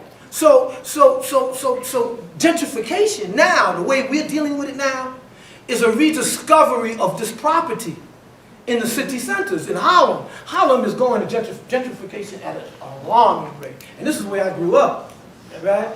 And I mean, you got boutiques and stuff. Now, who's buying this stuff? And then when you go to the brownstones now that were once on the market and abandoned, and they were going for $120,000 for a gutted brownstone, those same brownstones are like $7, $8, $9 million each. And this is Harlem, okay? So you got to ask yourself what's happening. What's happening is about real estate, it's about capitalism, and it's about the fact that real estate values in inner cities is changing as urbanization changes, as people begin to rediscover the blighted property that used to be in the city center. In Newark, it's the same way. Yes, that's all me. From Newark? Yeah, I am. Okay, Newark is the same way. You know, in Newark it's the same way. You got these vast areas that could be urban farms. There's nobody's thing. You haven't got a black congressman that's advocating urban farming in the inner cities. And you got these huge tracts, 5, 6, 10 acre vacant lot tracts. What do they want to build there? They're talking about they want to build a combination of housing to bring in middle class artists and families, and they want to mix this the type of community they want to build. People got to eat. You got to remember, these communities used to have working people who used to go to work on public transportation, and the work used to be right in the vicinity at the other end of the public transportation. Urbanization changed all of that. Huh? The drug wars, the heroin, the unemployment, the mass incarceration. Now these cities are empty and devastated, and all of this property is laying fallow. So they've rediscovered the property that they abandoned before, and they're pushing the ghetto out to the exurbs, and now they're reoccupying the center of the city. That's what gentrification is. And as you were trying to point out, one of the important things about that is breaking up the political polity of the people. Okay? They've been doing it through gerrymandering and redlining and redistricting before, but now it's straight up, you know, gentrification. Look at New Orleans. You know, over 65% of the people never came back. And New Orleans had a rental rate of what, 80%? 80% of New Orleans didn't own their homes. They rented them.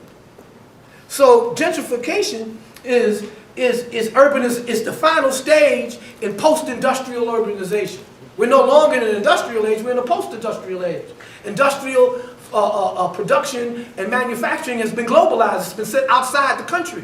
We're consumers. So you no longer need to live in the inner city next to the mill or next to the factory. Now these are spots where artists can sit up and contemplate their navel, and you know they could order you know quiche, you know, from the local store there. You understand? And they could have summer theater in the park where crack addicts used to shoot up. You understand what I'm saying? So now they sit up in the park and they listen to Shakespeare. And there's no crack addicts, and they're talking about quality of life has changed. So this is about urbanization and how America is developing as a society. So we still have time for some more questions, and let me stipulate that faculty and grad students are permitted to ask questions. Right. Faculty don't want to get trapped off. I understand that. Faculty, you don't have to ask a question. I'm just saying. I'm just saying. So before we get to you, just make sure Everybody's everyone else is waiting. pointing.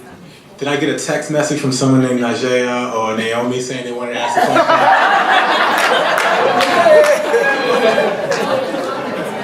Is that Naomi there? They're the ones hiding their faces right now. So what was your question, sister?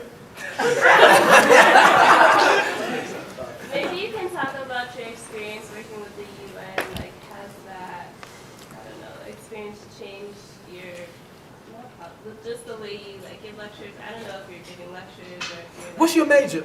Community health and American studies. Community health? American studies? Okay.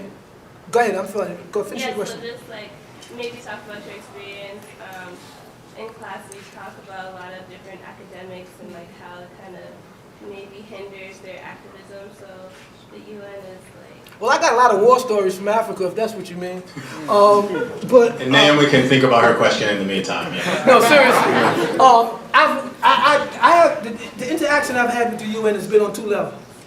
I've worked in solidarity with the Puerto Rican Liberation Movement, and so I did a couple of presentations on anti-colonialism in solidarity with them at the Anti-Colonial Forum in the UN. Every year they revisit Puerto Rico and its status, and on one or two occasions I think I did a presentation there on them.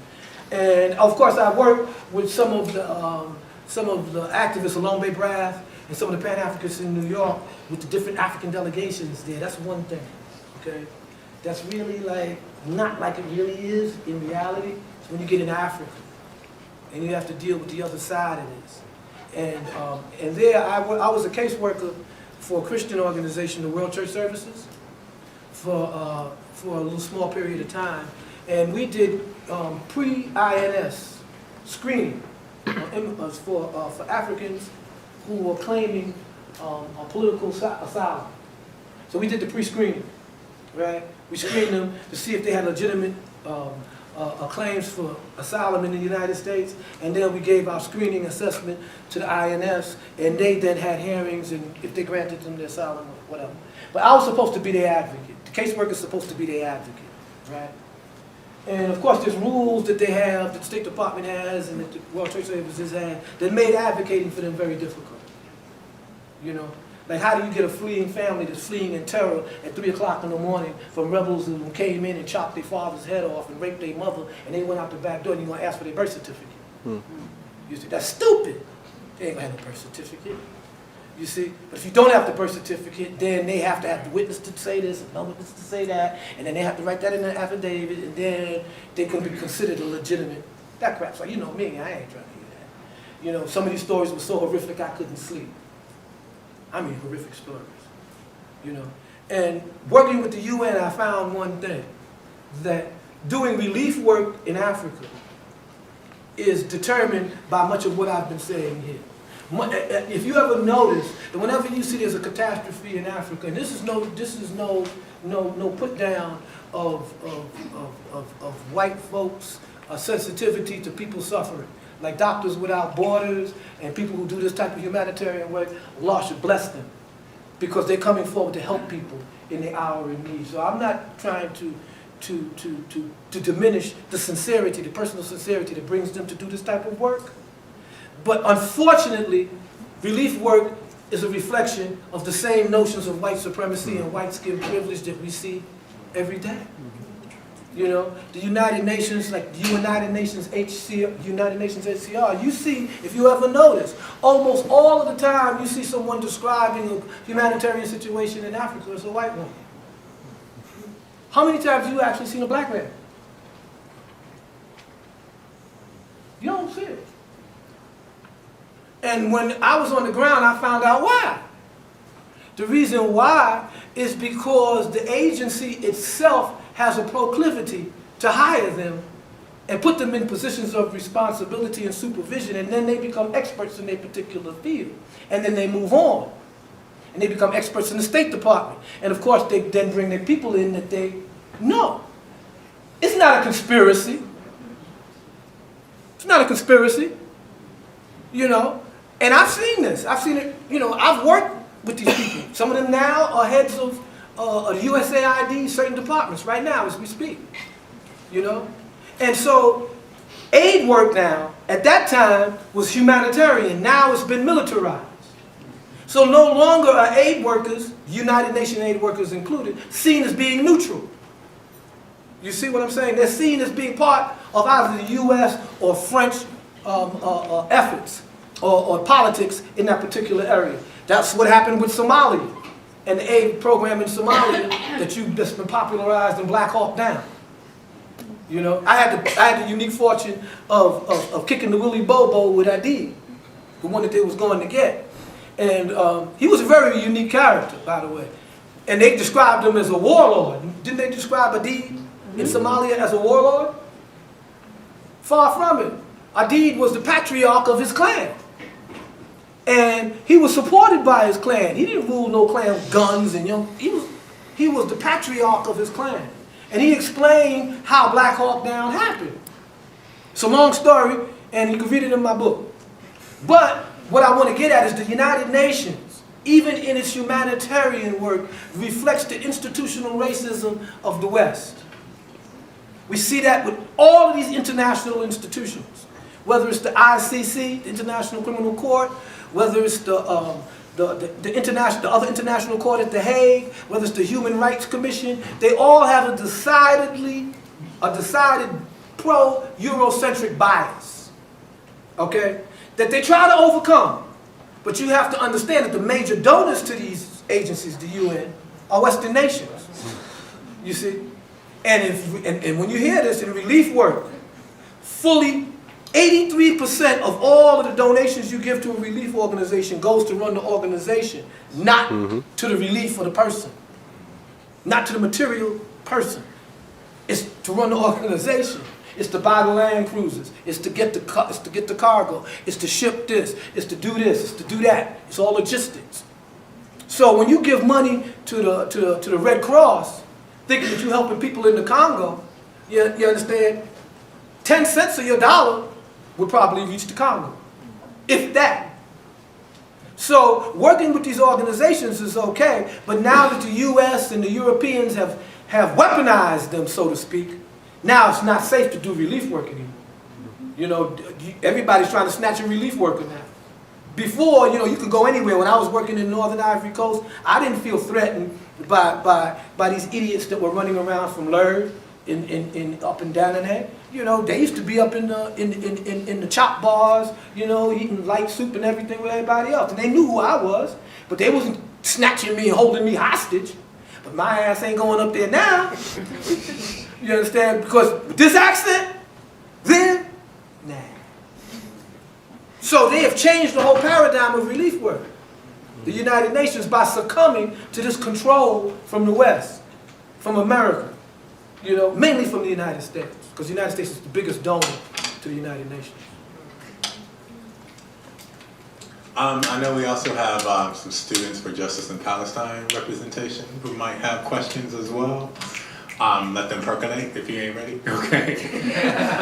I have a topic of discussion, but I'll save that for later. What's this? One of my classes, and maybe some others, are reading Asada, right, in a couple of weeks. So we'll make sure we come close to that. So have you told them about our project? Not yet. So, all right, okay, so what questions do we have right now? Okay, all right, and so let's do, I'm sorry, can you tell us your name, then you, and then we'll come back to you. Thank you. My name is Sherry Case, I'm a grad student here. My question is, I know the Black Panthers have a legacy of being kind of like violent and outraged about things, but how do you deal with that outrage without becoming hateful? Outrage and hate. Outrage and hate. You know, you have people that wanted to You know, you have a movement up in Newark, to declare violence a public health issue. Any of y'all hear about that? There's a big old movement. You know, some activists were sitting around trying to figure out how they could become relevant. And they said, look, man, you know, black folks is kicking, you know, we're killing each other. So we need to declare, if we declare violence a public health issue, then we could ask the Center for Disease Control to come in and we can get funds, and then people will pay attention to the violence in the black community. Of course, needless to say, they were ahistorical. They didn't understand why mental health institutions was closed in the first place. They didn't understand the role of the state in driving folks crazy, and also who was going to be the therapist, white folks? Right. I mean, if you want to declare area a violent zone, put a yellow ribbon around the Pentagon. That's where you need to go. So, but anyway, they came up with this, and a brother asked me, he said, well, you know, we got to deal with violence. No, we got to deal with violence in the black community, because violence is killing us in the black community. I said, that's not what's killing us. Violence is as natural in a human organ, in a mammal or living organism as breathing. The capacity for violence. If an animal or living organism did not have the capacity for violence, it could not defend itself. It would not defend itself. It would not. A lion wouldn't be able to hunt if it wasn't violent. You ever seen a non-violent carnivore? No. You ever seen a non-violent mammal defend its young? Try taking the young from the most peaceful mammal, a rabbit, and see what they'll do to you, or try to do to you. You think this rabbit was a pit bull? What's up with this rabbit? Really? You know, violence is built into our DNA. It's culture and society that organizes aggression. Aggression is an expression of violence. Culture and society behaviorally organizes it. Okay? So we all have a violent nature. You'll be surprised what you might do in a situation where your life was threatened. You would say, damn. They would say, damn, girlfriend did that to them? Really? She's the most quiet spoken person I know. Then she almost decapitated her own boy. And when you ask her, what did you do? I don't remember. I blanked out. Oh, you don't got primal on her. You went back to your roots there on you got primal.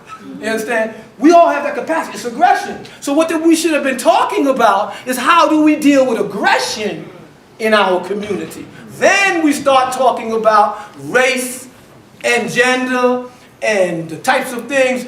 We talk about interfamily violence, male, female, all these different educational violence, all these different things. Because now we're not talking about just physical aggression, the physical ability.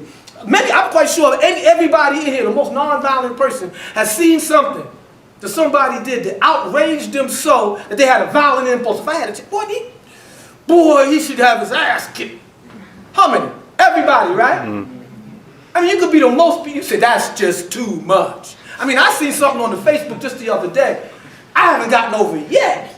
And this was this little boy kicking this baby girl. Yeah. Oh, man, I had to get up and start pacing up and down. I was so angry. And I kept asking everybody, so what happened to this kid? He kicked this little baby. He was punching her because he had to watch her. And he didn't know he was on a surveillance camera.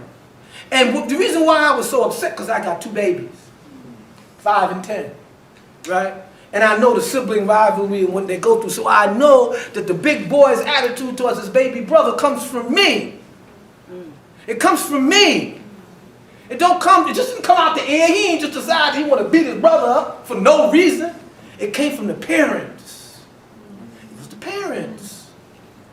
We don't know the difference between aggression and violence. Now, outrage and what was the other word you used, sister? I said, hate. How are you outraged without becoming hateful? Okay. You know, I tell my sons, you know, like, I dislike the Cowboys with an intense passion. There's nothing in this world that could happen to the Cowboys that's too good for them. Now, my son, on the other hand, said, we all anti-cowboys in the house. No other opinion is allowed. But anyway, so my son, in trying to best his baby brother on how much he dislikes the Cowboys, used the word hate. I hate the Cowboys. I said, whoa, whoa, hold up. That's a strong word. Dislike, ain't with them, you don't like them, you ain't feeling them. Hatred is a whole different thing. Okay? Hatred is a whole different thing. So you just like the Cowboys. You say, okay, Pops, you got that. So he doesn't use the term hatred no more. Okay? Although I think that maybe with the Cowboys, all right, anyway. So, outrage though. Outrage could be defined as, for the Panther Party. I did join the Panther Party because I was outraged. I was outraged. I was outraged because, see, you think stop and frisk is something new. It's as old as the plantation. That's what I was trying to explain to you. We couldn't leave the plantation without a pass. And when we walked through the streets, if more than 3 black folks was walking through the streets, it was a conspiracy. If you came through the streets, you had to have your paperwork in your hand.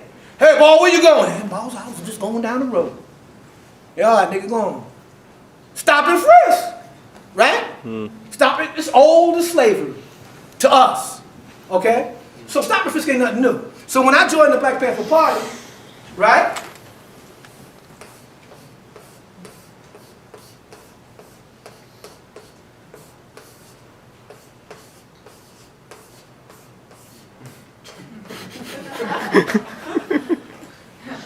I hated police.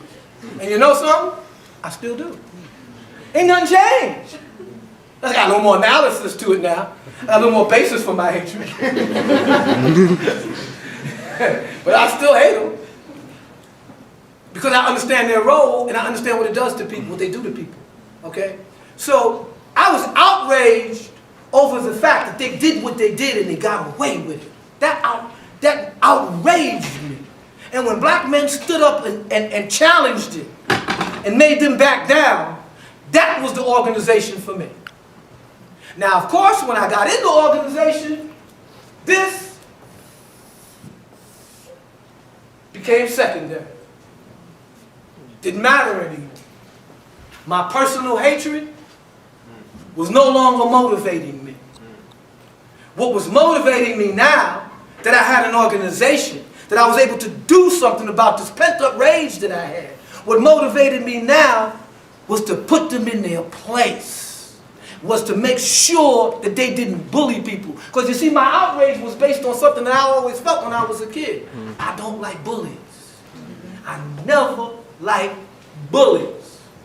I used to always think of scheme of ways to torture and ambush bullies. I didn't like them. Okay, and to this day I don't like them. And that's what the police represented in my community when I was growing up. They were bullies. Straight away bullies. And they used to act like bullies.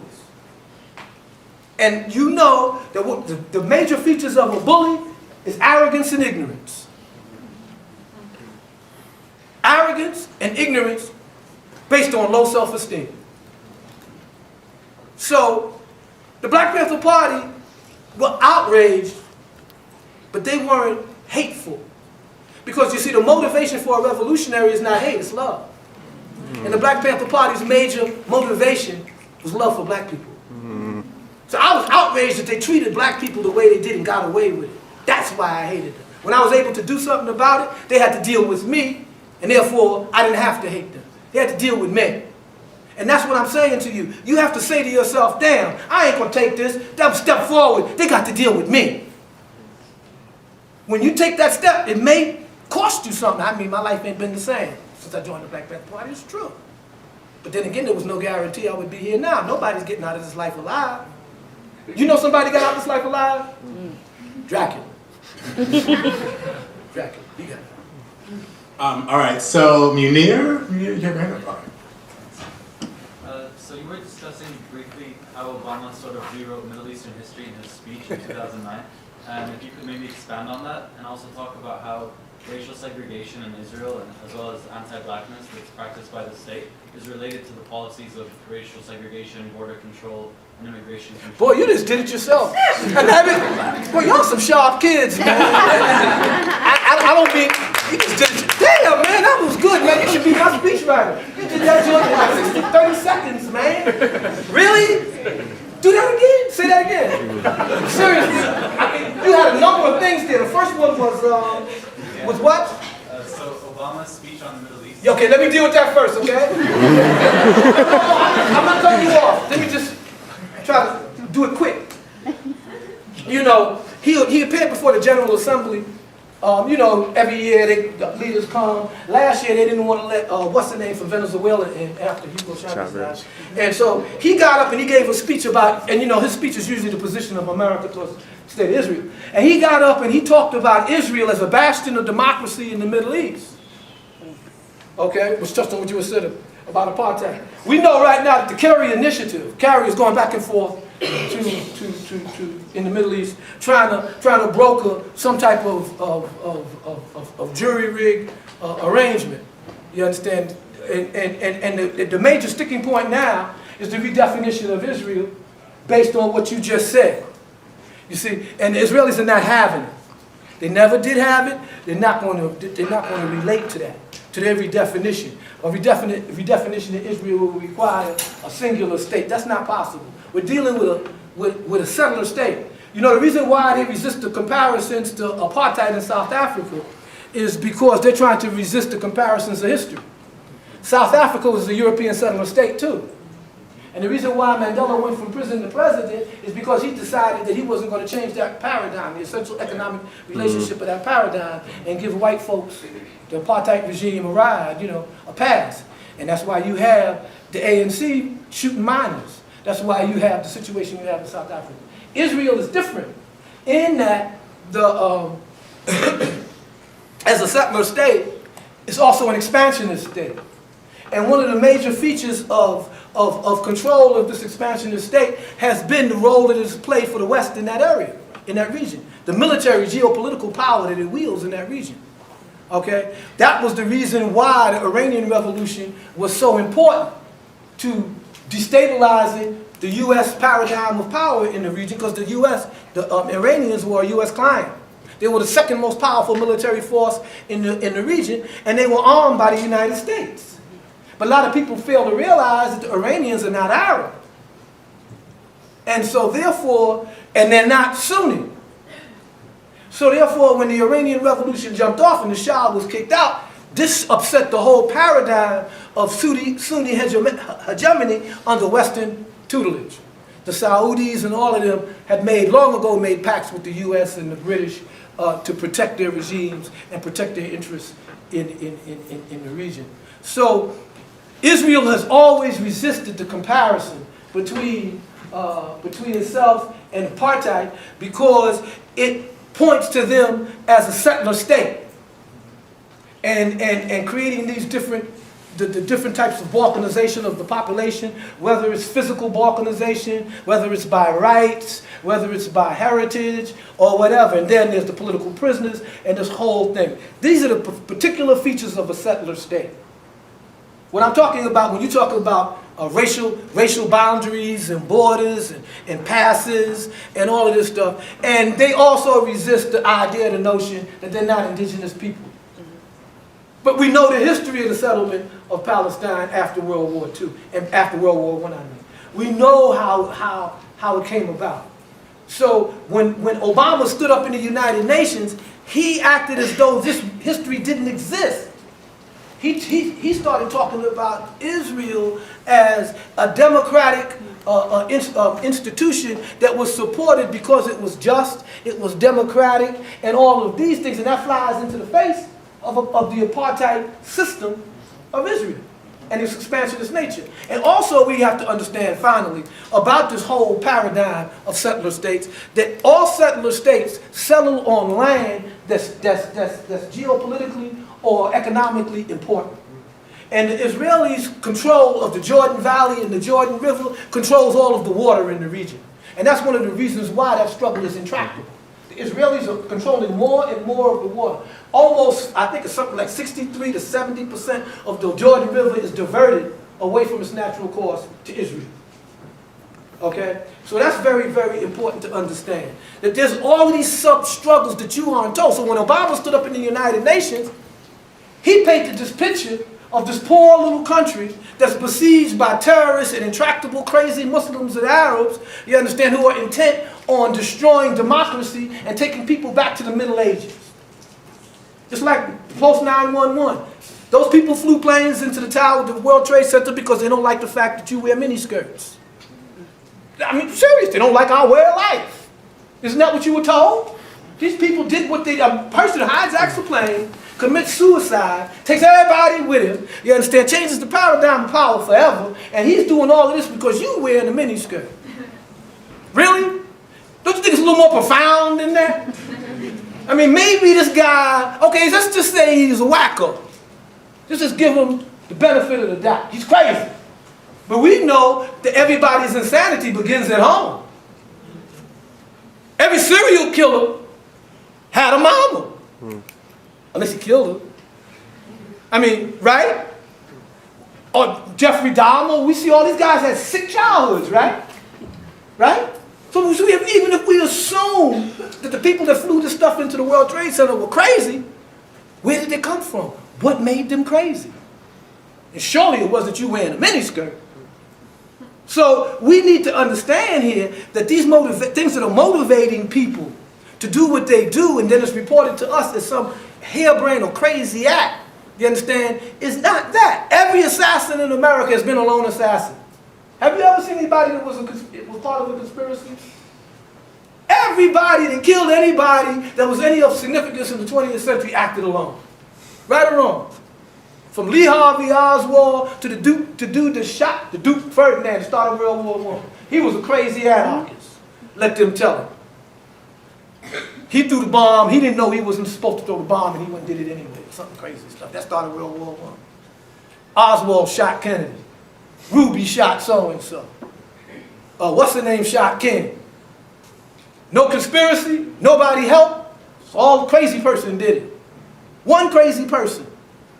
So maybe out of this auditorium will come one crazy person that will run for president of the United States and change everything. Maybe. Maybe there's one person in here that will run for political office and don't want to be in that office. And I'm going to run for this office just for the hell of it. And if I win, I'm going to tear everything up in here, including the office furniture. You know? And then everybody going to say, but you was in office for 3 years, and this is all you destroyed everything. Isn't that a great record? I know y'all gonna vote for me, but I'm not running again. You know, let the next guy come in and clean it all up. Let that be his campaign. So, yeah, you know, these types of perceptions are very important. Obama knows how to rewrite history. He got great speechwriters. He knows that. You people don't understand. Black folks don't understand. Who drank the Obama aid. That Obama's election and ascendancy to the presidency was the worst thing that happened to black folks since Reconstruction. It's the worst thing that happened to us since Reconstruction. And we have yet to pay for it. And the bad part about this is that when this Negro get out of office, he's going to be a senior statesman. Everybody in America is going to be kissing his ass that's black. He's going to be calling all the shots. And you know he's setting it up now because he set up a fund for anti-poverty or organizations that want to do work in the community. Set up a special commission of corporations who are going to donate to projects that work in poor communities. So when he comes out of office, he's going to have access to all of this money to finance, research. So you're going to see boy, some of you right here are going to get jobs. Y'all could be a researcher for the Obama Institute. You understand? And come up with solutions that don't solve nothing. You know? Conclusions that don't conclude, like Fred Hampton said. So, yeah, that's real. Okay. So, we are short on time because we have to vacate this supposedly another event, and we want to give time for a few people to get books signed. So I actually like to close this one topic of discussion, since a few people here should still be, in Black World Literature. We're going to read Assata's autobiography in a couple of weeks, and certainly in the shadow of this ever-increasing bounty placed on her head by the U.S. government, which is now $2 million, right? And I was wondering, like, if you might say something that might guide their engagement with Assata Shakur's words, or you can say something about what they might do after reading Assata Shakur's words. Well, I don't know how many non-blacks in here have read Assata. How many white women in here have read Assata? Well, one of the things that you should do, the sisters in here that read Assata, y'all should let them get access to the book. They should read it. You should read it. Assata Shakur was a member of the Black Panther Party. She started out in college. Assata was a student just like you. And she went to Manhattan Community College in Harlem. And her major was, I think she was majoring in nursing or some medical degree. And so she came down and to join the party in the summer of '69, I think. Summer '69? Yeah, summer '69. And she came into the Black Panther office and she wanted to join. And so she became part of the cadre from Washington Heights in Harlem. And because of her background studying medical stuff, she began to work as one of our medical cadre. You know, doing the free health, we had free health clinics, giving people tests for sickle cell anemia and stuff like that. You didn't know that the Black Panther Party started free health clinics in the black community, did you? You thought it was all outraged and hateful, right? You didn't know that, did you? Yeah, we had free health clinics. And of course back then, you know, leukemia and stuff like that was considered a black disease, and high blood pressure. So what we did is we got volunteer medical students and doctors, and we opened up clinics.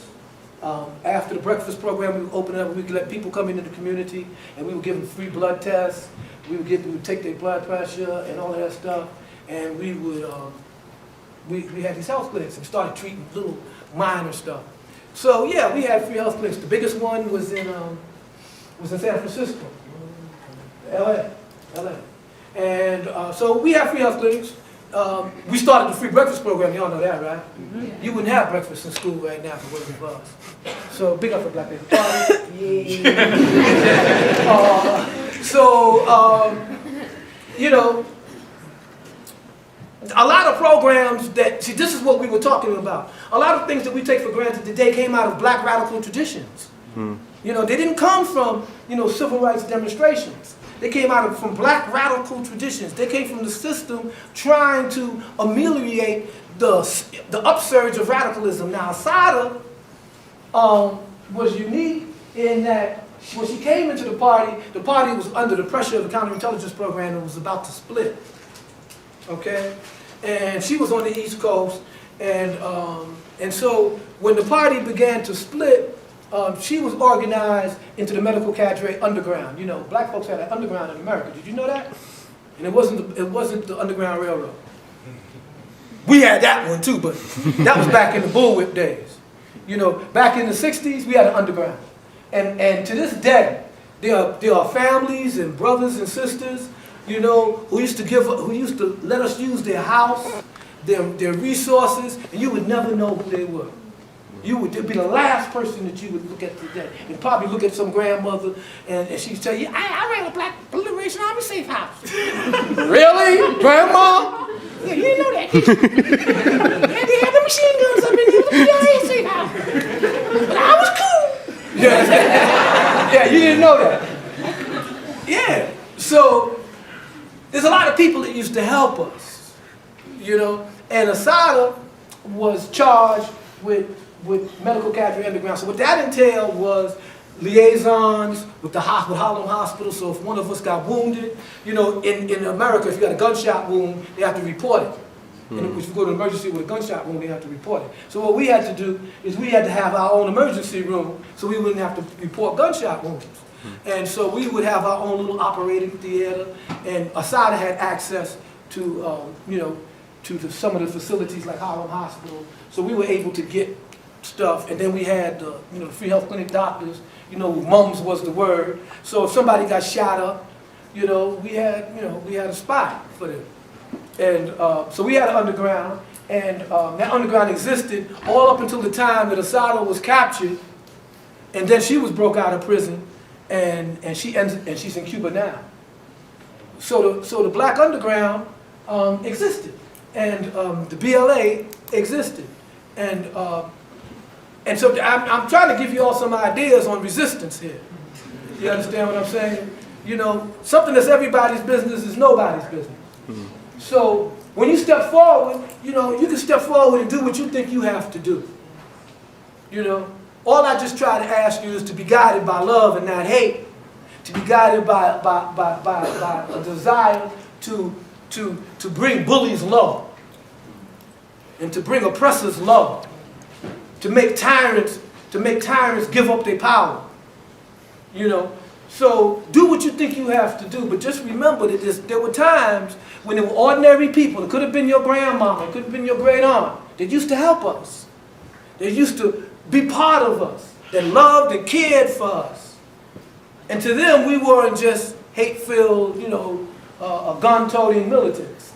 We were freedom fighters. And that's how I think we should look at it. And Asada was a freedom fighter. And she still is a freedom fighter. And she's in Cuba, and if it wasn't for the Cuban Revolution, Asada wouldn't be free. If it wasn't for the people of Cuba, Asada wouldn't be free. So we need to try to understand what is the United States policies towards Cuba, and what is it based on if a Cuban Revolution is giving freedom and giving asylum to one of our freedom fighters. Okay? You have to really look at the Cuban Revolution, and look at the Cuban people, and look at Fidel Castro. Fidel Castro is one of the foremost supporters of Pan-Africanism and African liberation and anti-colonialism than any other living leader on the planet. On the planet. Cuba has sent more doctors to Africa than any other country in the world. Doctors. Cuba has sent their sons to fight beside liberation movements against the racist regime that used to be Rhodesia and it used to be South Africa. So someone like Cuba's Fidel Castro, who's been painted as a pariah, as an evil dictator, has been the foremost humane supporter of African people. He has trained more African doctors than anybody on the planet. When I got a scar across my stomach from an exploding appendix when I was in Africa. When they rushed me to the hospital, the guy that operated on me and saved my life was trained in Cuba. He was an African doctor trained in Cuba. So we need to understand that the heroes and sheroes that we have living amongst us today are very, very real. And we should try to appreciate them while they're here.